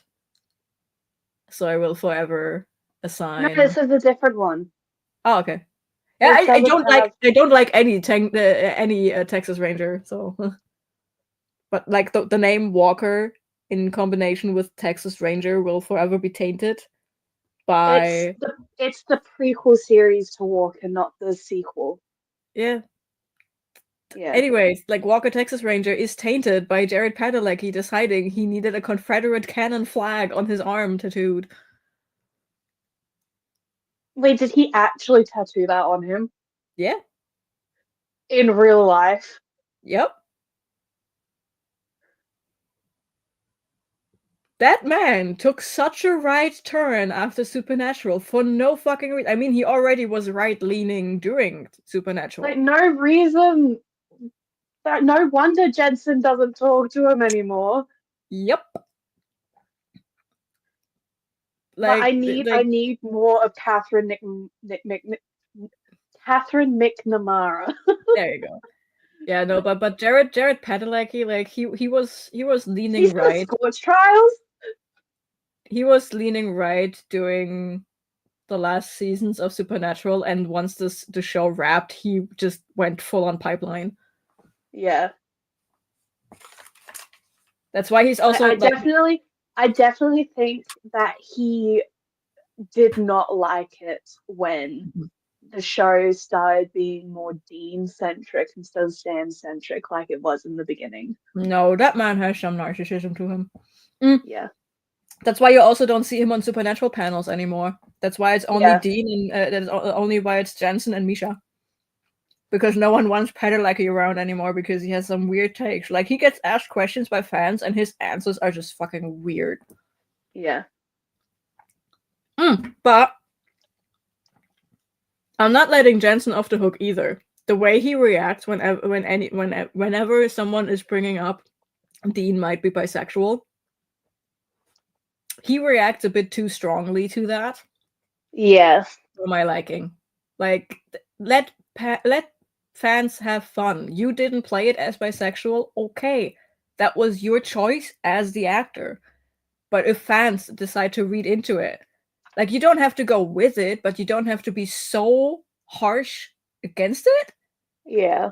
You don't have to be like Misha, who's leaning into it full on, but why lean into it so much he accidentally came out as bisexual? Yeah, to come out straight. I love that. Like, I woke up that morning and I just saw on TikTok, like, Misha Apocalypse 2.0, he came out. I'm like, wait, what? Isn't he married and has like 2 children? What happened? Like, and then I watched the video, like, I'm straight. Like, what the fuck, Misha? Like, Misha! Misha! Misha! Misha! I love that, man. We need more men like Misha Collins and Henry Cavill who just run with it. Who just the fact that I was watching ER yesterday and a surprise Misha Collins showed up. Dude, my first surprise Misha Collins after I started to like him on Supernatural was that Nip Tuck episode. Sorry. Which, by the way, I only watched Nip Tuck because of the Australian ambassador actor in there, right? Like, whatever his first name is, McMahon. He's the son of a former ambassador of Australia, or prime minister or something.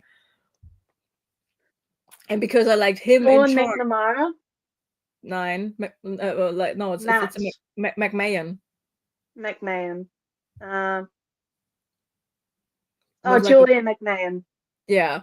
Because I watched Charmed and I liked him as Cole because, of course, I like me a toxic man-child. And then I didn't know he was Australian. He's fucking dude in the Fantastic Four movies. He's literally the son of, like, the high-ranking politician. Oh, fuck! William McMahon!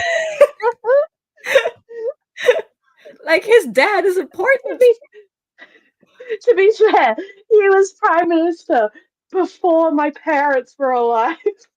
but still, you know, his dad was Prime Minister of Australia. So I Yeah, saw him as Cole. I didn't know he was. Now you I know? know him from Fantastic Four.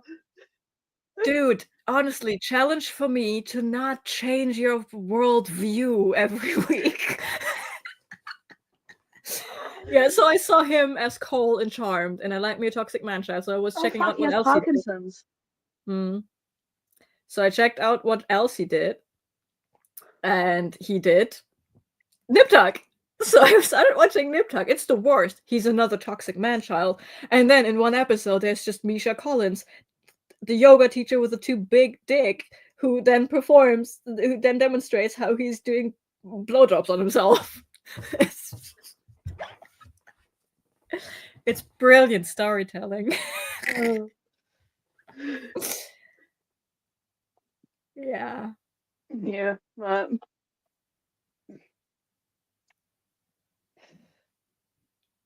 yeah, there's so many. Yeah.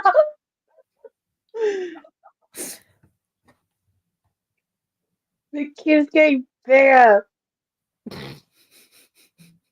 What she said.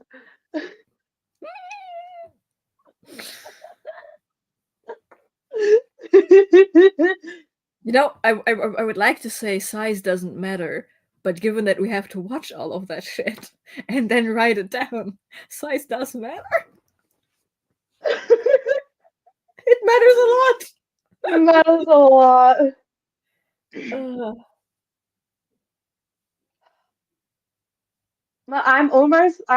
I only have 4.5 seasons left of ER. I have a season and a half left of John, and then I'm going to go watch Falling Skies because I'm going to have a Noah Weil Binge depletion. fest. Yes. Um, and I want to go from ER straight into Chicago's because Mm-hmm. they take place in Chicago. Mm-hmm. They're the easiest to combine. I'm going to watch Librarians, Leverage, and Almost Paradise in order as well because of the stone triplets. My mom called. Wait a second. Yeah. Or like 10 minutes. Do we want to sprint?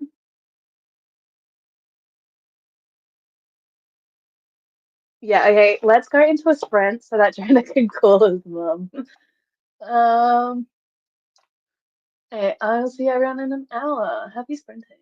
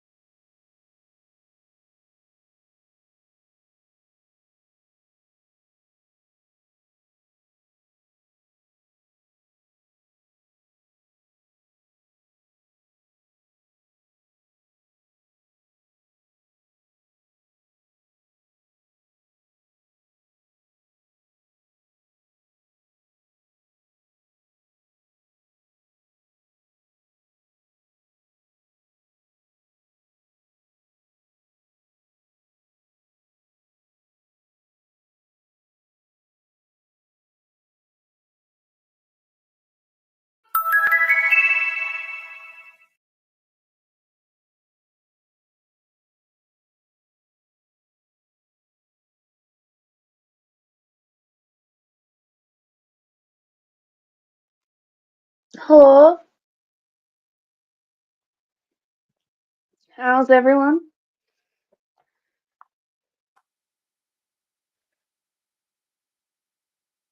Yeah. I was in the kitchen getting coffee, and then I suddenly hear the very haunting diddly ding, and I'm like, ah! Ah, Almost spilled my coffee on the way back to my room. I gotta spell it out. Because you get lonely and your immune system decides you die when I'm not present. Yeah, I didn't do shit that sprint. I mean, I helped my mom get the groceries upstairs because they're heavy and she has shoulder and back issues. So I carried that Yeah. up. And then I sorted shit into the fridge and the shelves and stuff. And then I stared at my closet with my notes for this book for forever. And then I took off the notes that I still have that are not already incorporated or obsolete, and I got frustrated when staring at them on my desk, so I made a photo and I sent it into the Discord server, and I did not Yeah, get I just anywhere. saw it. I just saw it. It's so fucking frustrating, man. I draw a complete blank. Like I can't even think of unnecessary fluff in between. Like I'm sorry. it's it's so frustrating. Like I really want to write. I want to write this, but I can't. I I am the same way. Like, I really want to write my Mirac fic. Just something stopping me. No. Executive fucking dysfunction. It's not even executive dysfunction for me right now. It is literally just an utterly an utter loss of creativity. There are zero ideas in my brain. I never have zero ideas in my brain. There is always something going bouncing like the DVD screensaver, but Okay, not but I this do time. have to It's ask, is blank. this is this the furthest you have ever gotten in a story? The first one. Is this the furthest you've ever gotten in a story? No. I No. have two completed books. I have a dystopian fantasy gay angel apocalypse thing. I finished that with 96,000. And I have a romance, a romance vaguely, vaguely inspired by Eros slash Cupido, like Cupid. That they are basically like an organization and they shoot people and they find love, but they never find love themselves. But this one does. Whoopsies. And I have 8 more of those. Like ready to write. Like I never have no ideas. This is the most amount of words I ever put in a singular story. That may be it then. Your My, brain's my going like, this is as many words. This is way too many words. Maybe don't. my longest other project is that Angel Apocalypse thing. That is 96,000 words for the first draft. And I've been sitting on that for almost 3 years at this point. Damn. No, it's January. I have been sitting on that for 3 years now. I Nicole have not. Hopman, hello. It has Hello. been forever. I have not been on anyone else's fronts in so long. Most sprints happen during a time where that is the very moment where my brain decides, okay, we're powering off now, or the only thing we can do is consume visual media, but we cannot spend brain cells on like reading or writing or anything. Yeah. So I'm just never joining those streams because I'm just too tired to do them.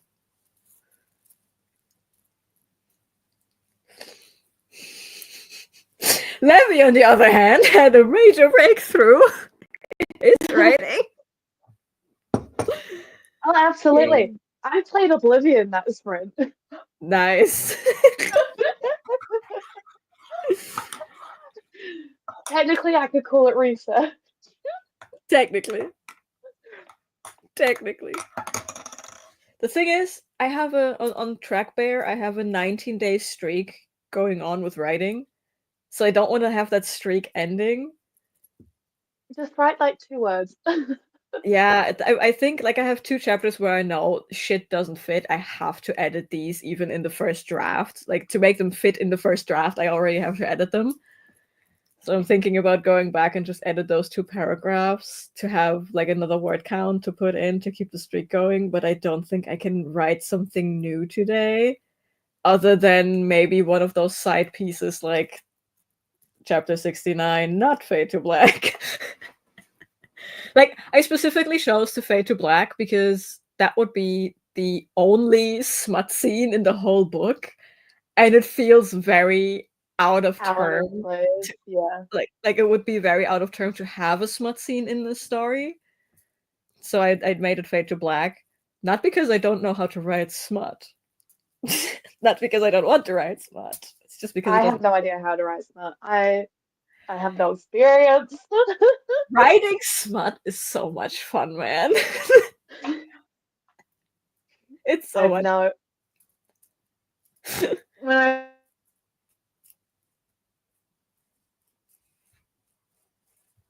I couldn't write Jonah wrote 50K and when he can't, I'm getting shit done. I hope this is not the case. I hope it's not like a fucking I hope I carousel hope we have when enough you write. like I surely hope we have enough motivation to sustain 3 people because I cannot deal with this being a wonder. Like this cannot be a shared custody situation. No, I know it cannot. It can't. No. because you know what that means. We cannot do the sibling verse at the same time I if this is a know. shared custody situation, I know. which is kind of stupid because while you are writing, I need to be posting, and while I'm writing, you need to be posting. We cannot have this a shared custody situation. No, it can't. It can't be shared custody, no. We better pray to every fucking god under the sun and above it and inside the sun and who is the sun because no. No. Look, you Get pray to your the earth own, god, Levy. I pray to the Nern god. Get your own writing motivation. Don't take mine. I'm trying. I'm I'm talking to trying. Levy. I'm talking to Levy. You are. I know that you are trying. I'm talking to Levy here. Nuh-uh. Levy, You can have it no, on loan. You can have it on loan for today, but I need it back. no. I need it back. I need some so that I can write 50,000 words of this because this is gonna be like I'm expecting at least 150K Yeah, same. at least. Yeah, I'm sure this book is going to be 120 at least. I try to keep it under 180. If I go to 180, I have a problem.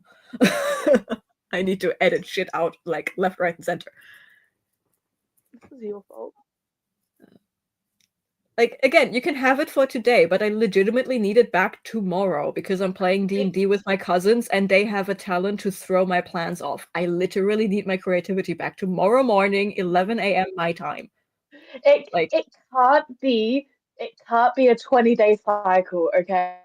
no. It just can't be. It can't even be a 3-day cycle. Like I need it.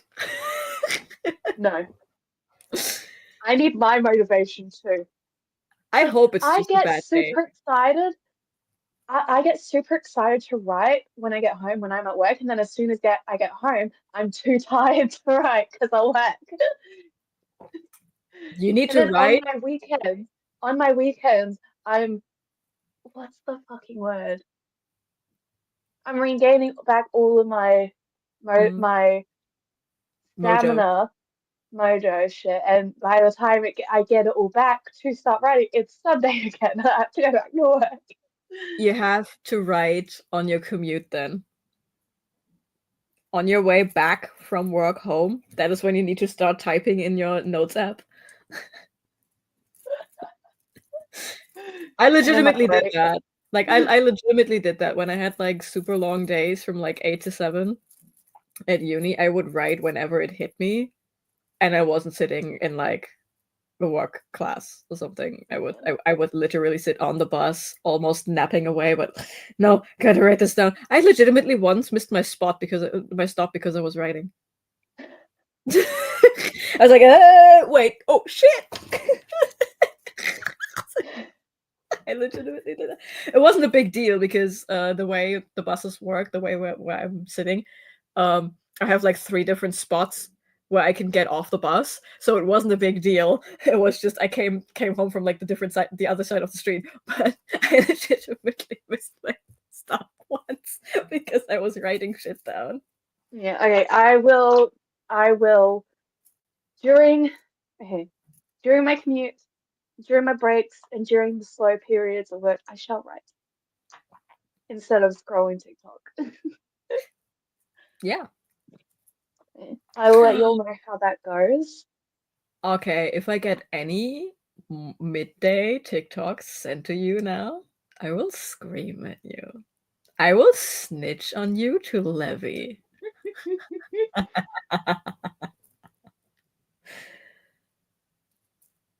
No, there's a reason I put the idea dumping channel there for when I'm at work. Nice. I just haven't used it yet.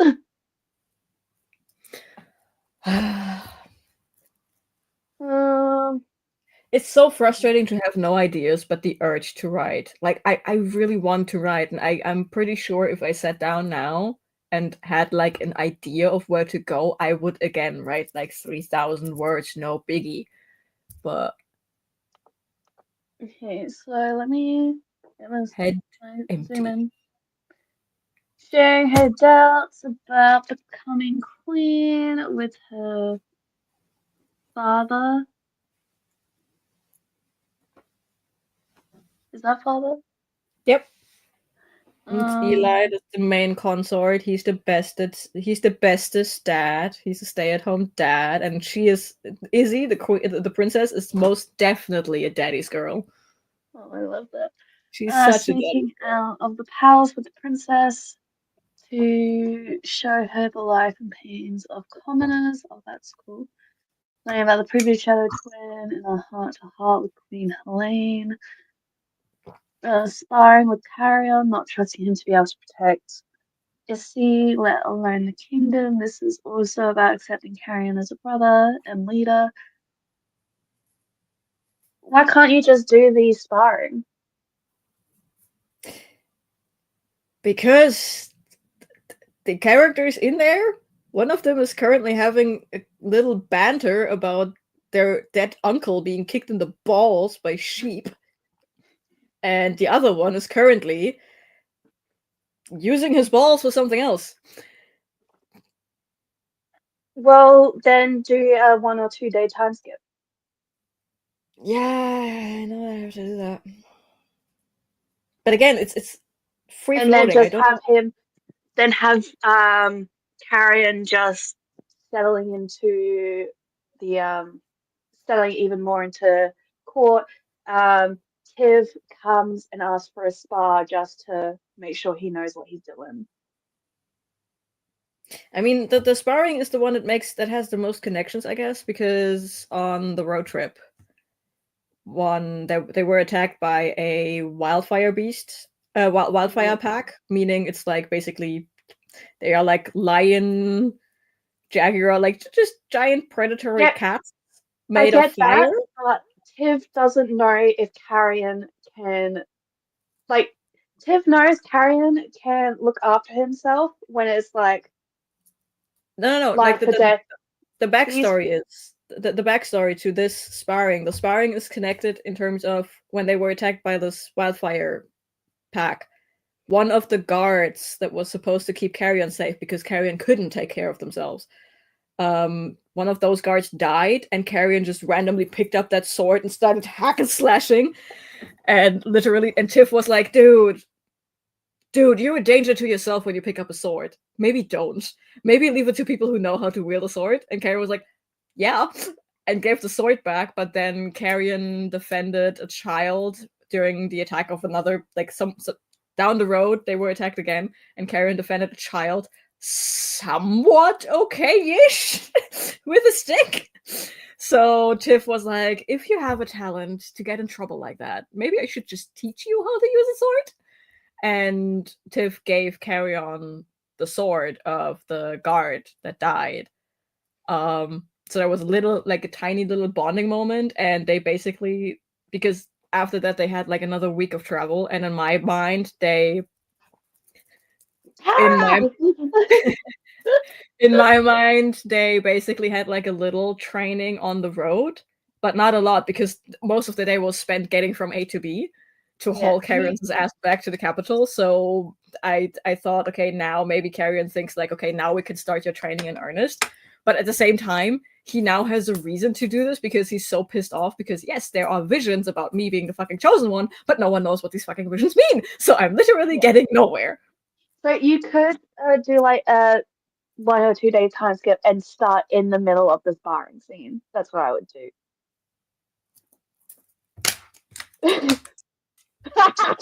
Yep.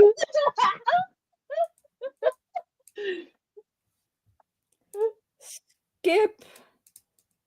Start with Tiff being Angie training Carrion.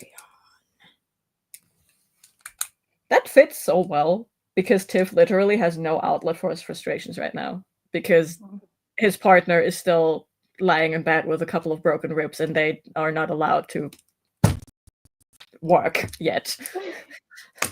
Yeah. So I'm glad I could help with that. Okay, so I have the next chapter figured out.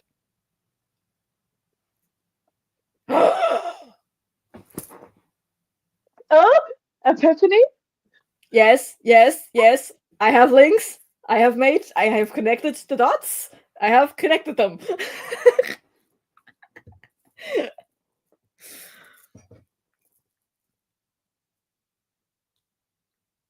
Tell us. Tell us. So Tiff is frustrated Yeah. and is training with Carrion, but because he's frustrated, he gets a little too aggressive when fighting Carrion. But their aunt, who is like the military general, Yeah. is probably also there because she Yes. needs to know how fit Carrion is. Like, where can we slot Carrion in Palace life? Like, what can you Yeah. do? What are your skills? So she's basically there watching them, and she knows Tiff. She knows what happens when he's angry and frustrated because she has been the one who has helped him let that out in the constructive way of before you punch someone in the face, maybe just start swinging your sword, right? Yeah. So she's watching and she sees this aggression, so she calls it off. But what if she's not just calling it off because she doesn't want Carrion to get killed by their brother?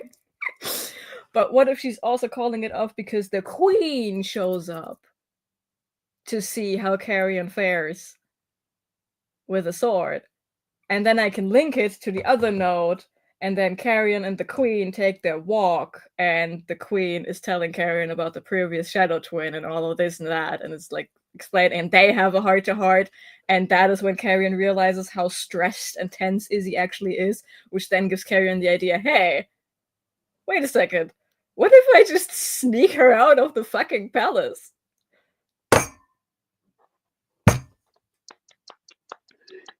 And then, simultaneously, while Carrion gets their ass handed to them by Tiff, that would be when Izzy has like a little lunch or something, like the heart-to-heart with her dad. And also simultaneously, that would be while Reese is in the library and is starting to teach the Munchkins for some reason.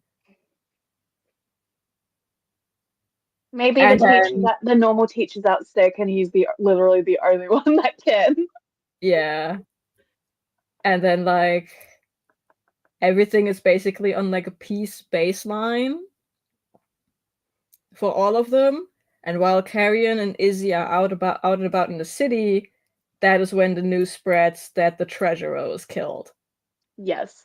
which then leads to a tiny little panic moment because where the fuck is the princess?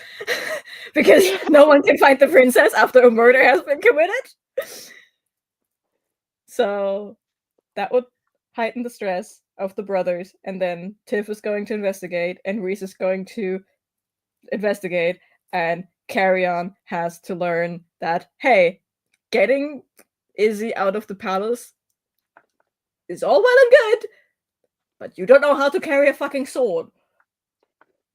So maybe take someone with y'all next time.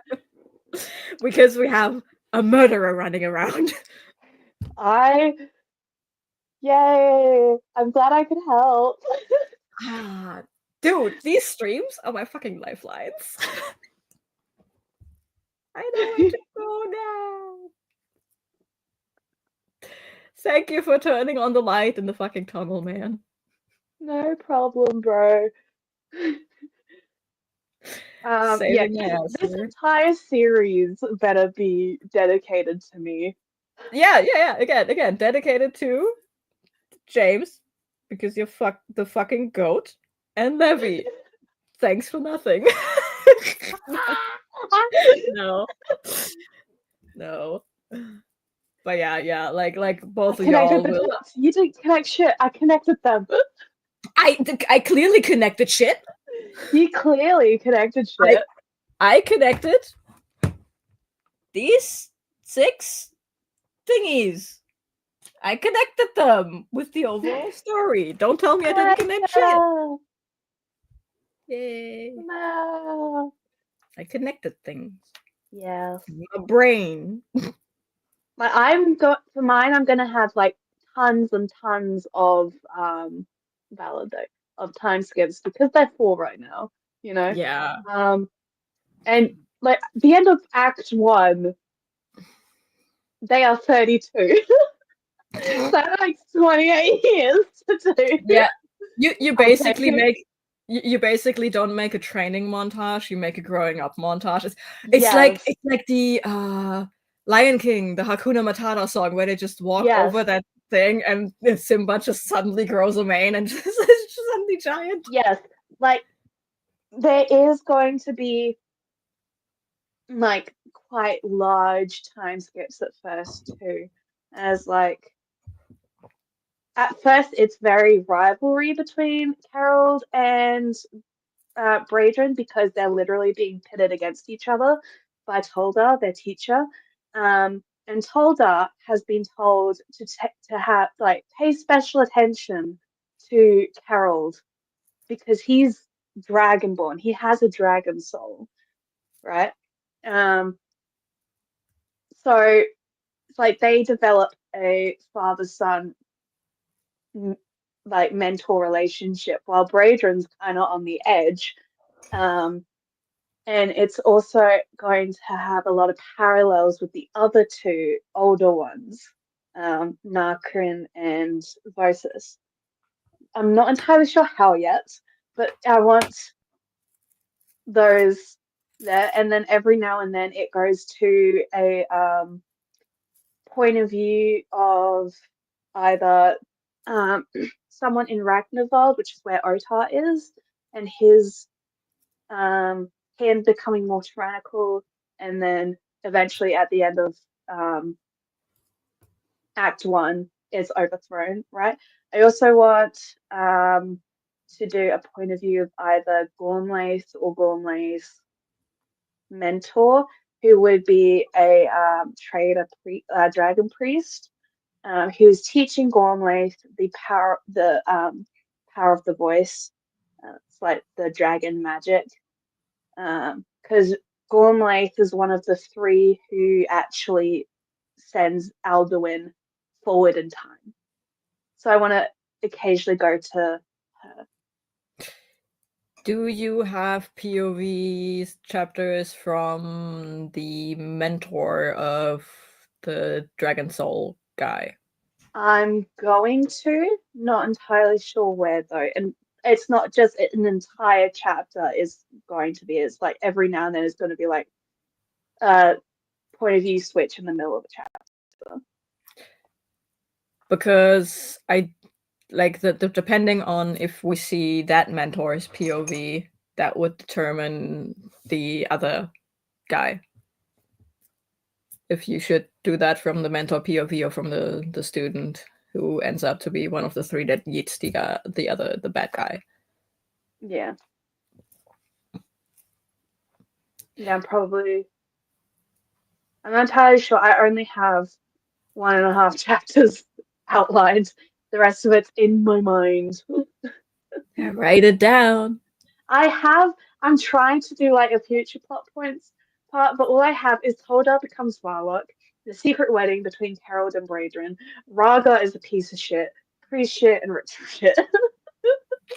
Okay, then what parts are you missing that you feel stuck on? You helped me so much, I want to help you now. The we definitely need to throughout the week just have like chats between the two of us, the three of us, Lemmy. So it's not just a once a week thing. Um, but it's just I have the big plot points in Act One. It's actually getting it down. Okay. That is the hard. Okay, so you wrote until the point where the kid is now in their room, right? Yeah, he's in his room. He's locked inside. He's going to be in there for a couple hours. Okay, then I would describe the room.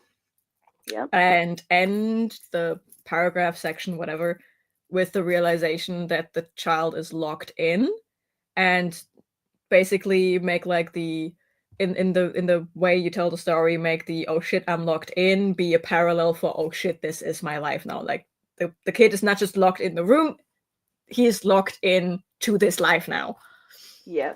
And then you can skip to the dinner. You can skip because the dinner is important because that's when he meets the other one, right? Yeah, that's when he meets Braedrin. Yeah. His wife. Has she been there longer? She's only been there for about a month or so. Okay, but they are 4-year-olds, so they're petty as fuck. Yeah. So she could pretend to be like she's like a little pretentious 4-year-old. Like she knows how the temple works because she has been allowed outside of her room before. Yeah. so she could be like a little petty know-it-all 4-year-old towards him because they put them together right away, right? Because they want them to be so she's like the petty know-it-all 4-year-old towards him who's like just lost because he doesn't know what the fuck is going on, right? And that could be the start of their rivalry. Yeah. Because the goal for the cult and the temple is for Braedrin to be his right-hand man when he's grown up. But then they see how close the two of them get, and it's like, ooh, no. That's later down the road. You're thinking too far ahead. I know. I'm trying to think of this, and then my brain just thinks of the future. Yes, which is why I'm hauling your ass back to the dinner. Okay. So have her be like the petty 4-year-old. She knows all there is to know about the temple because she's been here for a month, right? Yeah. A month is a long time for a 4-year-old. It is. And you said the boy, like he has the goddess of knowledge with him, right? So he points at a thing and he downloads the knowledge. Make her a thing he can't figure out. Because what does the goddess of knowledge know about a person, right? About the inner thoughts of a person? Nothing. No. So because the thing about Hermaeus Mora is he needs to collect the knowledge. He doesn't just automatically know the knowledge. He needs to collect it. See? And then it goes into his libraries. See? So you have these two 4-year-olds meet, and she is basically the first thing he can't figure out with the help of his weird imaginary friend. That makes her intriguing. But at the same time, he automatically doesn't like her because she's so mean to him because he doesn't know anything about the temple, right? That is the logic of 4-year-olds, and with that you can seed their relationship as being a rivalry, but also having this first interest in it because he cannot figure her out. And you could actually make it like a through line that she constantly surprises him because he can't figure her out, no matter how hard he tries. And she should very early on in their training clock that, okay, he just has a way of knowing things, which is why her goal is to surprise him.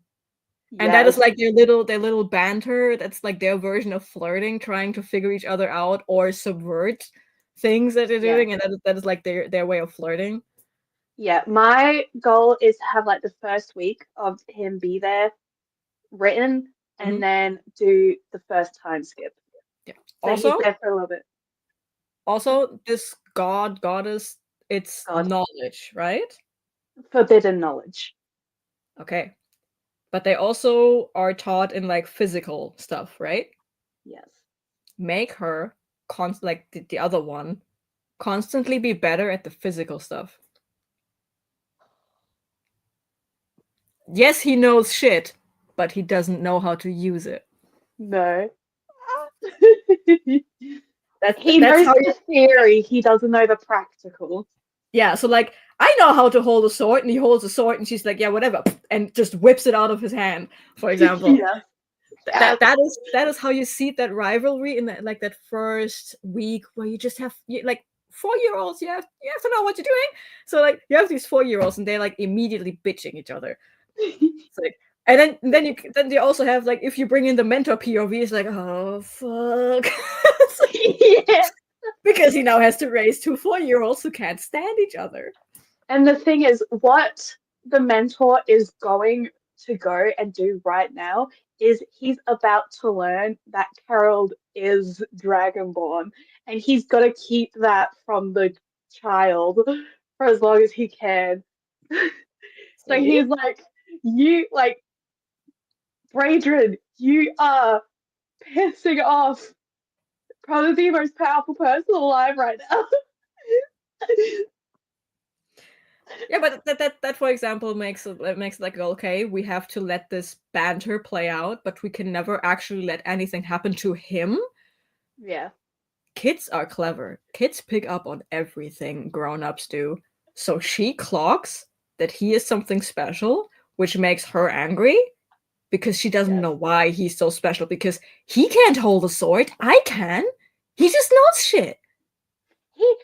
His magic is all burst. It is not finesse. It's like mine. And then have her spend like extra hours in like the library, in the training room, whatever, just to match him.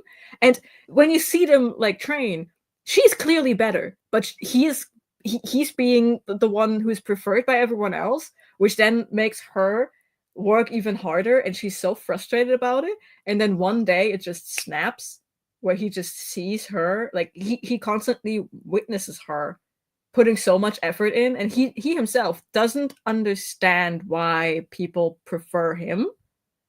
And then one day it just snaps, either with her completely losing it in training and actively trying to kill him, and having like an emotional outburst when people are like bringing her back from doing that, or she overworks herself to a point because he is never mad at her. She's always No. mad at him. He's never mad at her. He's just trying to survive the day, right? And she works herself to exhaustion, and he just comes by and then starts taking care of her. And she's like, stop doing that. And he's like, bruh, bruh. Dude, let me. Like, Yeah, like I this was, is exactly what I want to do, but I just can't get it to. then, okay. For the next sprint, write the description of the room and the kid realizing I'm locked into the room, and write it in a way that is a parallel to I'm locked into this life. That is all you have to do for the next sprint. Okay. Describe the room and have the kid realize I'm locked into this room, I'm locked into this life. And then that's the end of the chapter. Yes. That is all you need to do in the next sprint. It's like guided it's like a guided meditation, but different. I definitely think as soon as I get into the meat of the story, it'll be fine. It's just You just have to get there. starting it. It's not like my brain will let me write it out of order because it definitely won't let me do that. Sometimes I really want, like, I know I could figure this part I'm blanking on right now. I could figure this out if I were able to write the ending. I know what the ending is. If I were able to just write that down and have like the end point clear as day there, I'm here. This is where I need to go. If I could just write the ending, I could write my way backwards. I just know I could do it. If my brain would allow me to time travel. Yeah. But I don't want Carol to find out that he's Dragonborn until he's at least a teenager. Yeah. Like, I want that breaking point seems to be a good time for him to find out what he actually is. He cannot find out before he's not, like, he has to find out he's in love before he finds out he's a Dragonborn. Yes. Because otherwise it won't be storytelling in a nice way. No, it won't.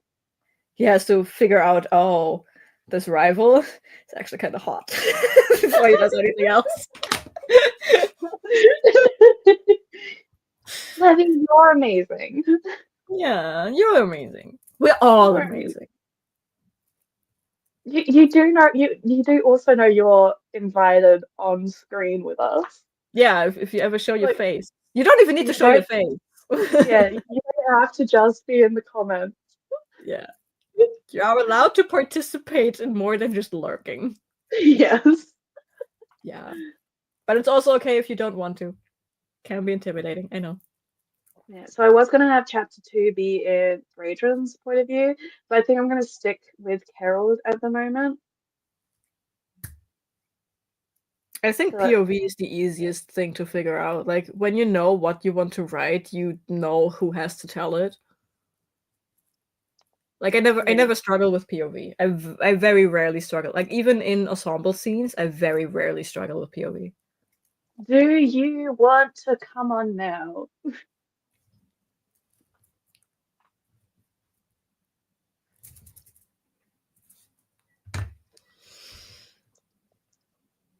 We should do body doubling throughout the week sometimes. We should. Like, just, like, not even necessarily talking, just sitting together. Come join us, Levy. I'll send you the link.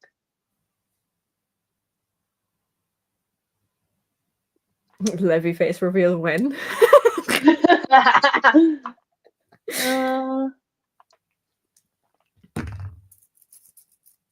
That reminds me, people, hydrate.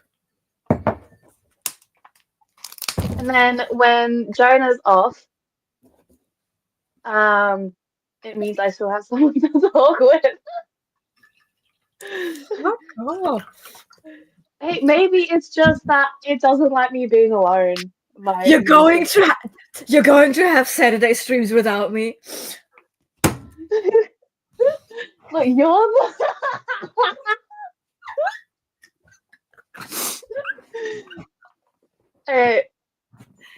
I have sent you the link just in case. Yeah. You want to? Yeah, you just click the link. Click the link, give yourself a name, hop in. Yeah. Yeah. It's like the one thing that I like about StreamYard. It's so easy to get other people on it. Yeah, it's very easy. So chapter 2, Carol POV. Carol meets his classmate Braedron. Note of one other teacher that teaches Narkrin and Vosus. They're older. Meets. They go to. Sorry, I'm just reading. Braedron at the dining hall. Braedron is petty as fuck. Do we want? I say we, as if you have any say in this. You say the plural you for you are legion. Yeah. Do I want the first lesson to be? Oh, he has his first night there, and he can't sleep because it's a new place. Of course. Scary sounds. Not his favorite blankie. Yeah. Next day, Oh, what if?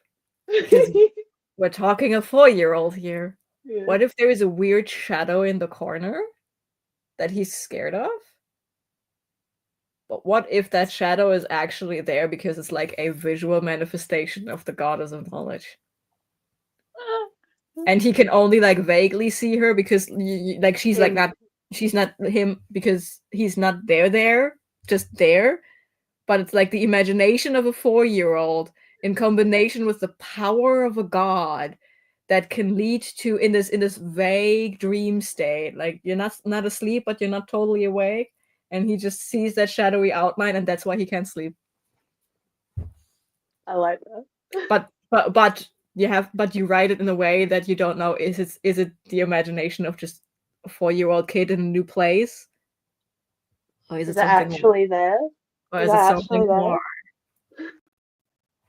You know, like you can literally make him talk to his mentors. Like there is this weird shadow in the corner. Shut up!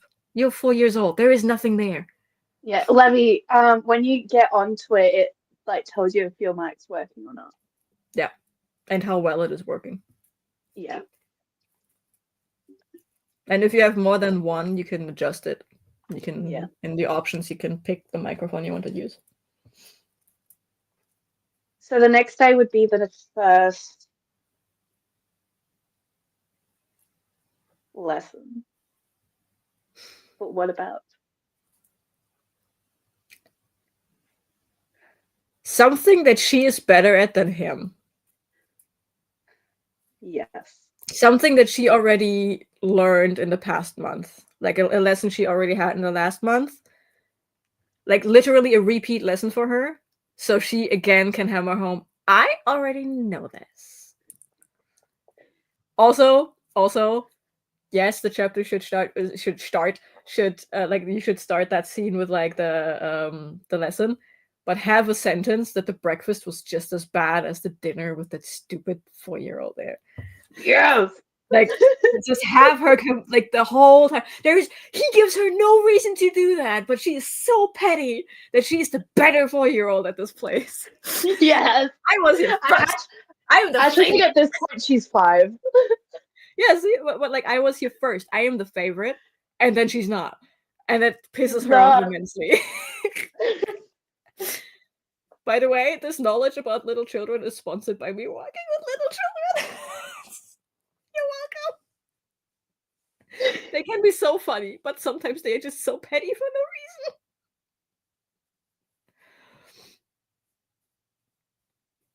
I kind of want it to be their first sparring lesson, Do it. but I also kind of want it to No. be the No. Have them be. Have it be. Oh. No. Have it be the history lesson. history Because that lesson. is something he knows. So she was the whole time, I am the better one. Unprompted, I'm the better one, and then he's actually better than her, so she's really fucking angry when they have the next lesson about sparring, and then she like they are taught to fight with like training swords or something, and she like immediately knocks out not like he can barely hold it, and she knocks it out of his hand, and then he just starts pummeling him with her little 4-year-old hands. And it's like a crying match, and everyone is crying and screaming, and the mentor is like, "What the fuck have I gotten myself into?" She's holding him up, and she's like, and he's like, and at this point, Tolda's only like 19. You have to make her the most vicious American honey badger you can make her. Oh, In the beginning, she is vicious. like she has to be a fucking honey badger, man. Yeah, she is vicious. She is a Gen Alpha.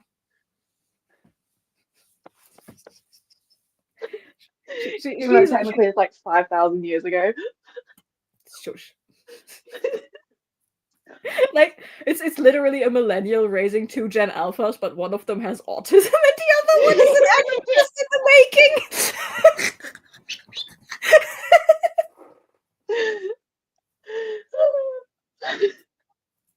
What stereotypes, man?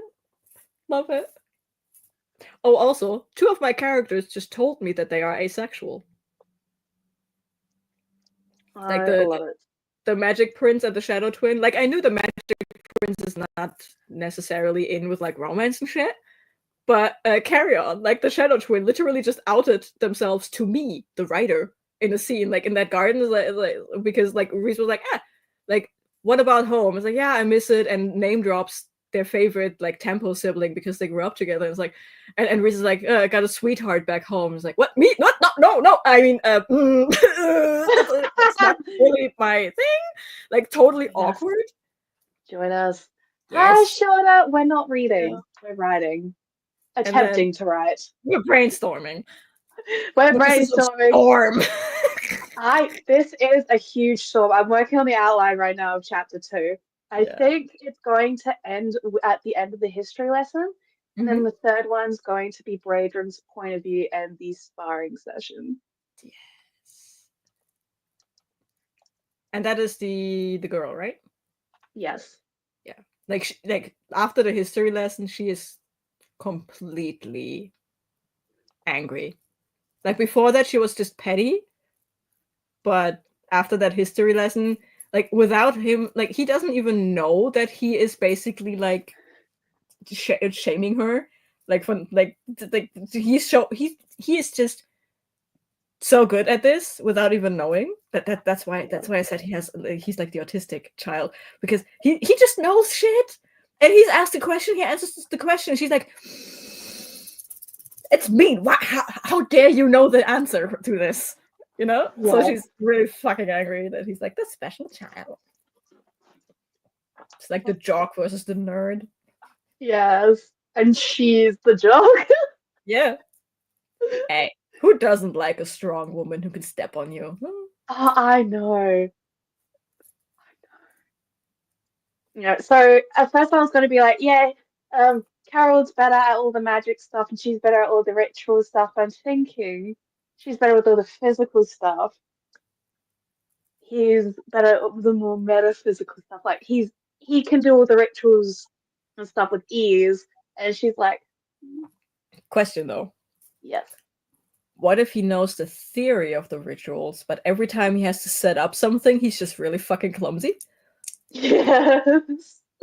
Like he knows what he needs, he knows how it has to be set up, he knows what to say during the ritual, he knows how to perform the ritual. But like, hey, you need a bowl of water. Okay, cool. And he goes over and he fills the bowl with water, and then he just stumbles and spills it all over and has to start over again.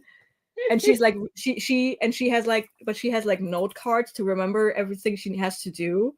Like they are both bad at the ritual stuff. But for different reasons. Like she's bad at remembering the shit, but she can set it up if she just has a reminder. And he's just he knows it, but he's just very clumsy. Because that's not something you can fix with knowledge. You can't knowledge your way out of being clumsy. He has like zero spatial awareness. And something canon to the Elder Scrolls universe is that water has memory. So what in Khajiit myth, if you go far enough down in the ocean, you end up in Apocrypha, which is Hermaeus Mora's realm. So I definitely want to do something like the theme of water for Carol. Maybe the one thing that our magic boy is good at that's physical is swimming. Maybe he's just a really good swimmer. And the second he figures that out, that is like basically his workout. That's how he builds up his cardio and his muscle strength to keep up with her in training. Levy! Hello? There is no sound coming through. We can't hear you.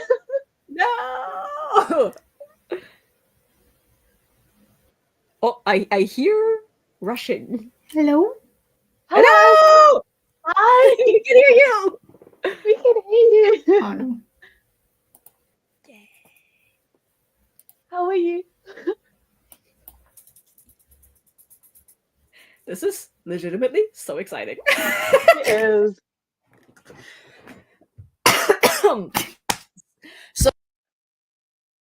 So exciting that I swallow my own saliva. Yeah. Some more.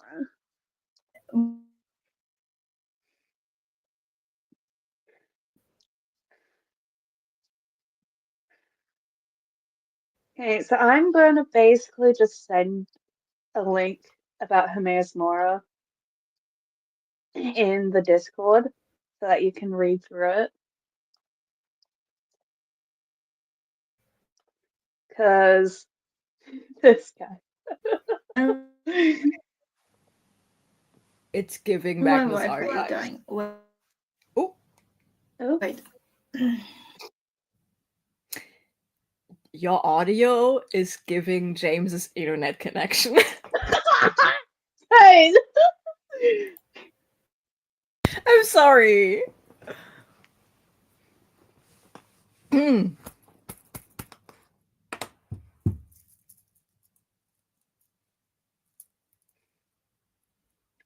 I just find him so interesting.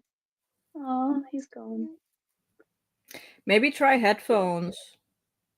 Yeah, maybe. Like when your headphones have like a mic thing going on, maybe that's better.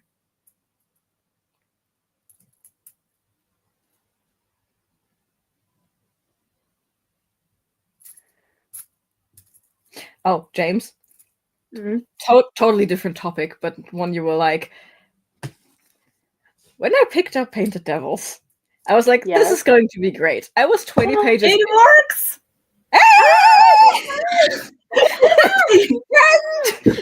I made it! It works! Okay, if you guys know this thing, please. That's a books and stuff. You know that. Dude. Let me ease your suffering. 1 second, I'm stuck on the cable. Wait. Like, yeah. Okay. That's my trash corner back there. Half of my room is like I am reorganizing it, so it's a huge mess. And that's understatement. But hi, it works. Hi. A friend shape has appeared. Hello. I love that. 3 of us. Yes. Now, question: have we unlocked maximum chaos potential now by doing this? Yes, we have. Yes. Amazing. Painted Devils. I'm just. I wonder how long my computer will work, but I mean, it's a bit old. Like, it's a gaming laptop, but it's like 7 years old. So he's been kind of angry with me. So I finger crossed it will work. Fingers crossed. Listen. When I edit videos in summer, I literally have like this thing was meant to hold the Wii U gamepad, and I put that under my laptop, and I have like a tiny desk fan behind my laptop aiming down at the tiny space between my laptop and my desk so it doesn't overheat. Okay? I feel your pain. Sometimes I even have to upgrade when it's like really fucking in the middle of summer, like 30 plus degrees. I have to upgrade and actually get like a cooling pack from the freezer and put it, like wrap it in a towel and put it underneath to cool the air down. It works. It's not pretty, but it works. I have technical questions about the StreamYard thingy. Yes. Because I think my computer or my Wi-Fi can't handle having YouTube stream on one thing and this. How do you like? Oh no, I found it. Comments. No, I'm blind. Yeah. You have private chat and you have comments, and the comments show you the thing.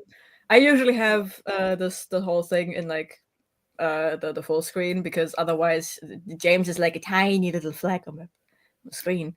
And also I have to have mine smaller so I can see the comments. Yeah, no, but like I'm also allergic to like white websites. Like I have everything in dark mode, and StreamYard doesn't have a dark mode, so I'm like, what? I say as I stare into a ring light. Yeah. Oh god. Yeah, if I don't do it, my webcam is like, ooh, light, dark, It's like playing the nighttime, daytime. Oh Thing. yeah. Ditto. I hope because I don't have what's it called? The cover over the Yeah. light. So you can see like kinda hear the from It's so I fine. hope that doesn't bother anyone, but That's fine. Yeah. I've seen worse. so hi. Hi. Hello. I am not an AI, I am a live human creature. Okay, Thank now you. I don't trust you. Now I don't trust you. You're a robot from outer space now. Jada, My Jada, you were secret saying has about been Painted out now. Devils? Yes. Painted Devils. Yes. Okay. Picking it up, I was like, first book was great, second book has to be great as well, right? 20 pages in, I fell in love with it, and I was like, yeah, this is totally a 5-star. I have now finished the first part. Like, I now reached the 6th lie, and Yep. that means I am 147 pages in, and so good. It's so good. It's so good. The amount of times I have laughed.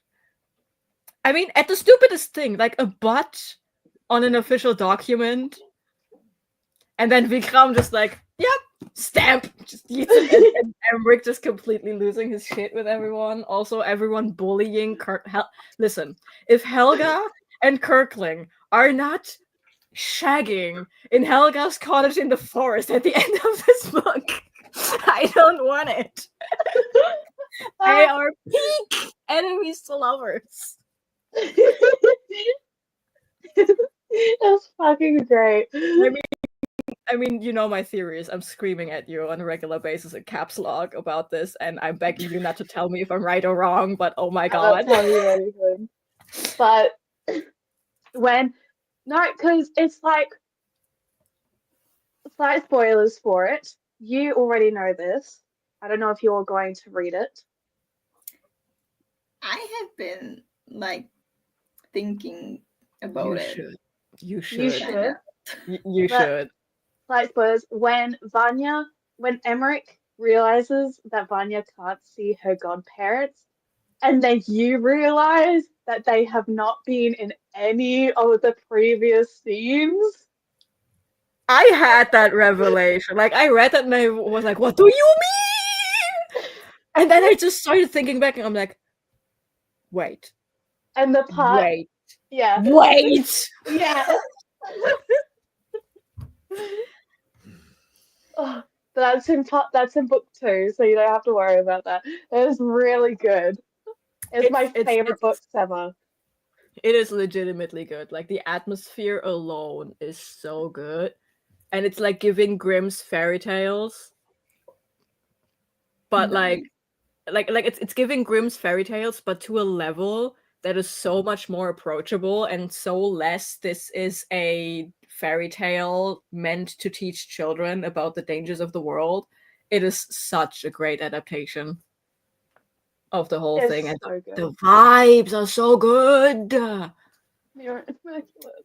I have been thinking of like picking it up. Like I don't have it, but like you both, the way you guys talk about it, I'm like, okay, that's something that I'm interested in reading. But like I have so many books on my like books that I own that I need to read. I can't be picking up anymore. Like this is getting out of hand. Have you met us? I know, but Levy, I got rid of 250 books and I still have over 400 books. This man builds a bookshelf out of books. Yeah. I mean, it's mostly gone But now. that's It's kind of building back up. Yeah. That's iconic. That's like I'm at the point where I have to double stack my bookshelves to fit everything on it. Yeah. Like, it is fine. You need to read Little Thieves and Painted Devils. I'm not sure when this year the third one's coming out. April Coming 1st. out. April 1st? April 1st. According to Amazon, April 1st. Okay. That's so close. I need to reread the first two because it's been a while since I've read them. Also remember, Margaret Owen writes short stories for this universe On AO3. AO3. Yeah. And they are canon. They just have no room in the books because Oh it's my different God. characters or in a different place in the timeline. Bro, Okay, the last part of Painted Devils is fucking amazing. I only saw that it's tight, like, because like I check how long my books are on a regular Yeah. basis. So I only saw it's like tiny paragraphs, and every time that happens in a book where it's like the last chapter is just tiny paragraphs, just boom, boom, boom, boom. I know shit is going down. And I know I have to technically finish it by the end of this month for Kirsty's book club, but Kirsty herself said she didn't have time to get to it, so whatever. And I'm like, okay, but what if I just stretch this out for as long as I can so I can immediately pick up book 3 after the emotional trauma of book 1? I have had to wait over a year. I've had to wait almost 2 years for the Listen. third book. 2024 made me have things that I never thought I had, which was anticipated releases. I never had anticipated releases when it's not announced that Brian McClellan puts out a new book. This man said he had to rewrite draft 2 completely, so this is not happening before next year. So I'm like, yeah, whatever, that's the next anticipated read I have. 2026. Then I read Butcher and Blackbird and Leather and Lark. We get Sparrow and Scythe this year. I'm like, yes. Then I read Little Thieves, and now I'm like, April 1st, gimme! And I mean, that V. Schwab announced a new book for summer, so I was like, gimme. Right in the veins. Gimme. Oh yeah, I we still have need to read her books. Hmm? I haven't read any of V.E. Schwab. I have most of them. I haven't read any. Oh my god. How dare That's you? me. That's Yeah. me. Yeah. You are the problem. I am the problem. I need to reread The Dark Shade of Magic because, like, this is the third book. It's the German cover. Something happened in the last chapter, and I read this on vacation, and I have not read the last 100 pages. I have put this off for 7 years. Holy shit! I have put off reading the last 100 pages for 7 years because of something that happened in the last chapter before that, and I cannot get myself to read this. But now it's been 7 years, and the next book has come out, in the next trilogy. So I'm like, okay, I have to read the last 100 pages. But what if I just reread the trilogy and then just do like a band-aid? Fuck off. Fuck off. Fuck off. Go fuck off. You can't even appreciate it. You can't even appreciate it because you don't know what's going on. Fuck off. Okay, but I want to show you. This is the same one as that one, okay? Jonah? Yeah. Fuck off. You can't even appreciate it. Jonah? That's pretty. You don't even know what that means. No, I don't. I do. Look, I only wanted the hardcover version so that it would go with the Threads of Power, because the Fragile Threads of Power, because I got that not realizing it was the second part of a series. So I got the hardcover version. I accidentally got the collector's version.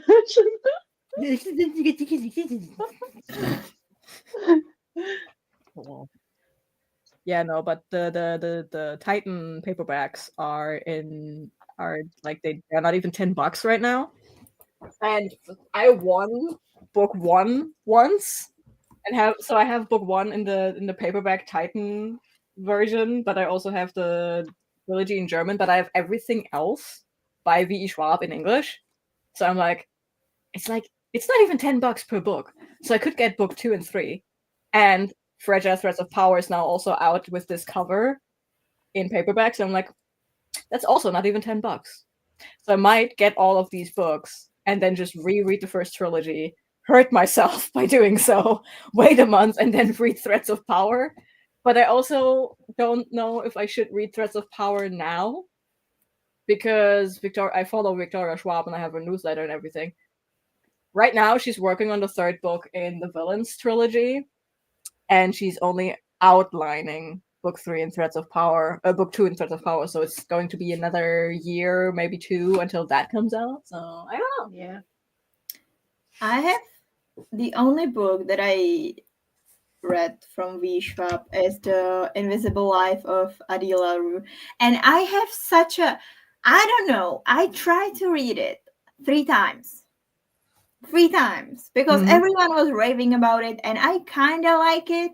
Like the inciting incident, everything, the beginning is really cool, but then we get like into the like prison kind of situations, and I am just bored.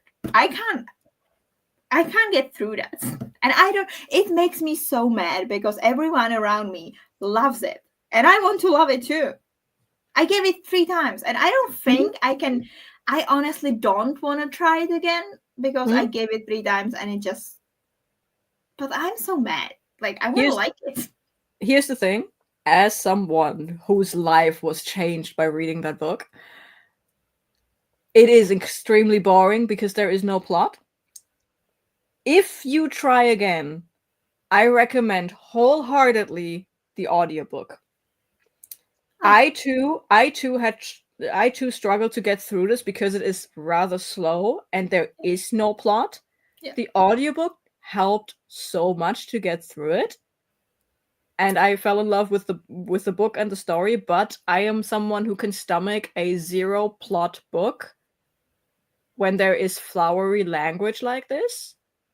So the whole thing is more like an art piece than a story. Yeah. If that makes sense? Yeah. And also, footnote, if you read The Invisible Life of Eddie LaRue, and this is the only thing you base your opinion on V.E. Schwab on, don't. It is a very different book to what V.E. Schwab usually writes. V.E. Schwab writes a lot of very different books, very different genres, but The Invisible Life of Eddie LaRue was her heart book. That was a story from her heart. It's not indicative of what she usually writes. Usually there is a plot, usually there's a pretty good plot, and her characters are amazing. The Invisible Life of Eddie LaRue is a fluke. That is like here, and the rest of her work is here. I'm usually like, if I don't like if I read one thing from an author and I don't like it, I usually try, unless I'm very like, there is, I don't know, I get offended by the author, unless like that it's really bad. I usually try another because like I figured out that most of the most popular books that goes around the internet or that goes from the author, I don't vibe with. So it's not like I don't like V.E. Schwab. I just don't like, so far, I don't like The Invisible Life of Adi LaRue, and I am really sad about that. But honestly, the Invisible Life of Eddie LaRue is one of those hit or miss books. You either love it or you hate it, and there is no middle ground with this book. So I am not someone who is going to hate you because you hate one of my favorite authors. That is just that's not the person I am. I do realize people have different tastes. The only thing I will do is, if you love Colleen Hoover, then you're stupid. Yes. No, I share that sentiment. Yeah, that's a. There are people who are professional writers and professional reviewers who go through Colleen Hoover's books and show how bad they are objectively. It's like her writing style is bad. The way that she plots is bad. Her characters are bad. That's why I think when you're a Colleen Hoover fan, legitimately, like, not if you say, okay, you read them because you need something brain dead to just consume, like a candy read, fine. Yeah. But if you're actually a diehard fan because of her stories and characters, then something is wrong with you. I've It's the read same. 5 of them. They are the same. Yeah, it's the same. By the way, when you have like something like Sarah J. Maas and specifically Cassandra Clare with all the plagiarism, if you wholeheartedly defend their work because of the quality, I don't trust you. Yeah. I do not There are trust you. still no. There are people that said that Victoria Aveyard plagiarized Lauren Roberts. It's like, dude, the book is 10 years older. Do your Yeah. research. It's like, And it's not just Victoria Aveyard that Lauren Roberts plagiarized. Like, as soon as I found out about those plagiarism accusations and just how close those scenes were, I threw them out. yeah, I got Reckless. The day after I bought Reckless, those plagiarism accusations came out. isn't it the series, the Crave series? Isn't that 100% plagiarized Crave, because the the Remnant editor Chronicles. stole the drafts or something? It was Crave. Yeah, Crave. Lauren Roberts plagiarized the Remnant Chronicles. Shatter Me. She stole from the Remnant Chronicles.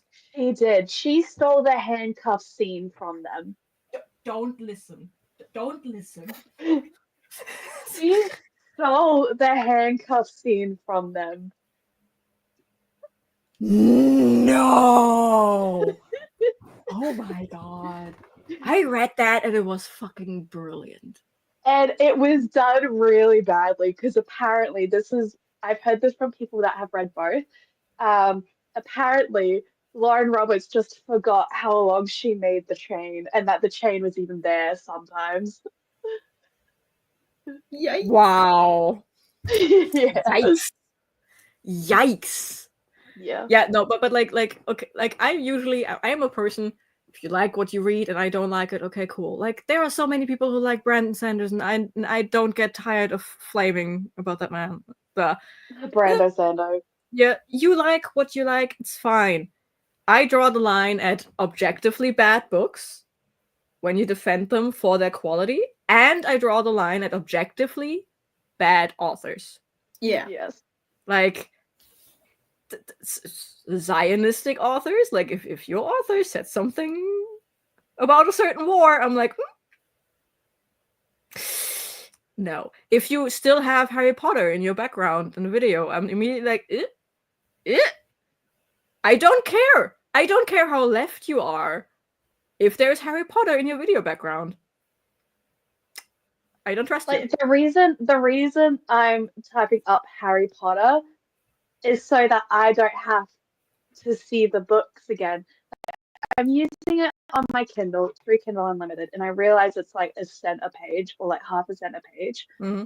I understand that, but that's why I'm doing this, so I don't keep going back and back and back. And every PDF I have found is just a really bad copy of it. So my cousins. That's why I'm doing it, so I can go back and read it, because I sent my copies of Harry Potter to my friend in America. My cousin, like they are watching the movies. Like my younger cousin is now of the age where you can like start watching the movies, and he's also reading the books with his mother. So I'm like, okay, yeah, you can read it. You can read it. But I will do some indoctrination shit, and I will sneak in Percy Jackson. Because the little munchkin is also diagnosed with severe ADHD, and I think he can actually because he was severely bullied before the diagnosis and everything. He was bullied by his teachers because of the way he acts. So I think he can actually draw something from the Percy Jackson books. I mean, they were written for a kid that was bullied because of their ADHD, right? Yeah, so his son is ADHD. He wrote it for him. Yeah, so I think I will wait until they are through the Harry Potter things, and then I will just, hey, you know what is like Harry Potter, but the main character has ADHD? Because this, I will never forget. What I don't get is people who pin Percy Jackson and Harry Potter against each other. It's like, who would win? It's like, obviously it's Percy. Obviously it's Percy. He's half God. The thing is, I will never forget. I was babysitting and I was putting the little munchkin to bed, and I was like freshly after he was diagnosed, and he was reading a book about like some kids time traveling, and they time traveled back to like Leonardo da Vinci, and I was like, did you know that historians think that Leonardo da Vinci might have had ADHD? He started to light up like a fucking light bulb.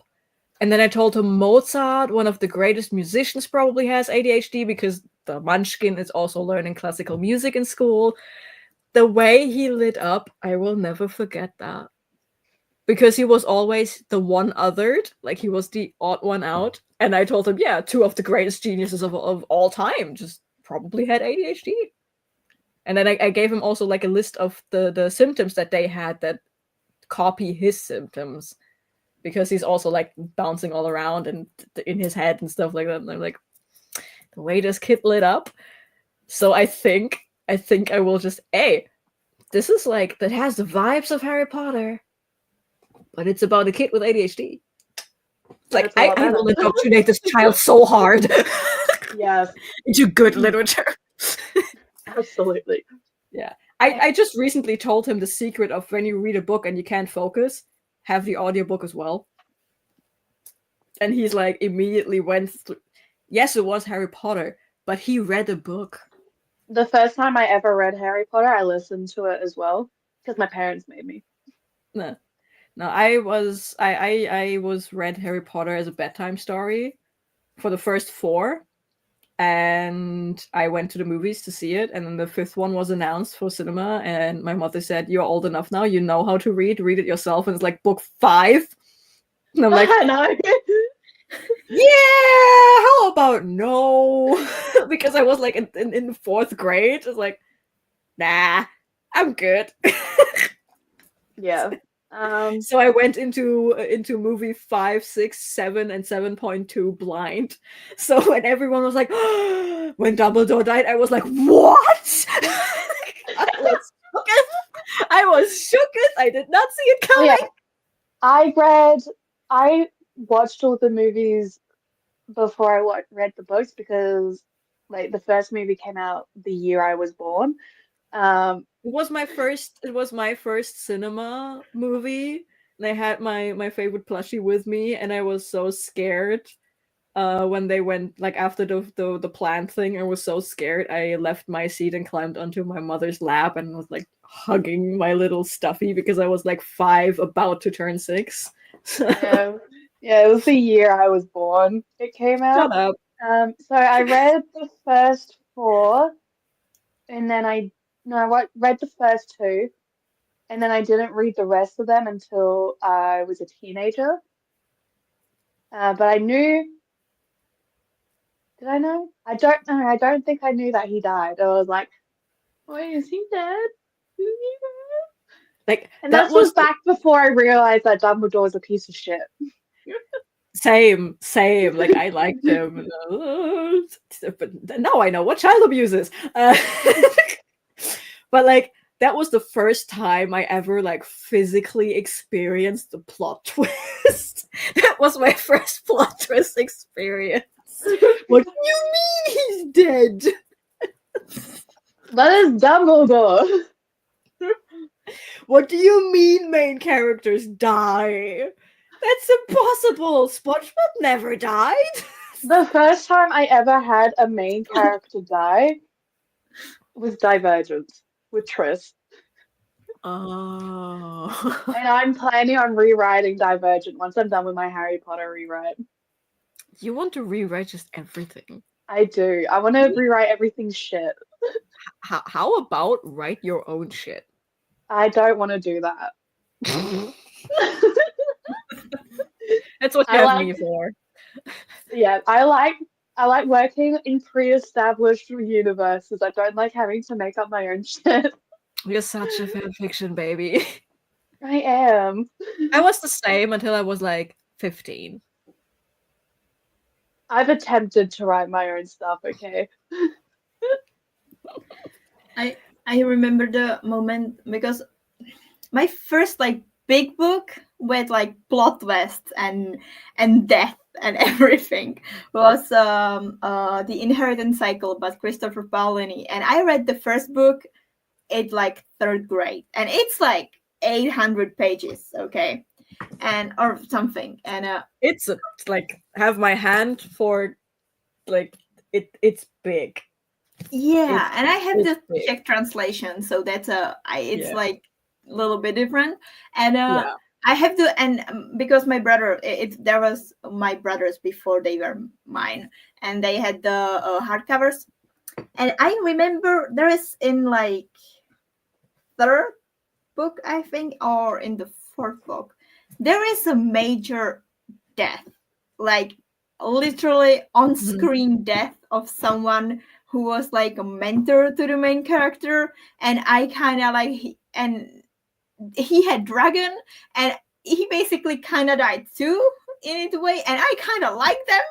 And I Yeah. remember reading that in like 4th grade and crying in my school because I was the kid who bring this bullshit book into elementary school and reading Yeah. that.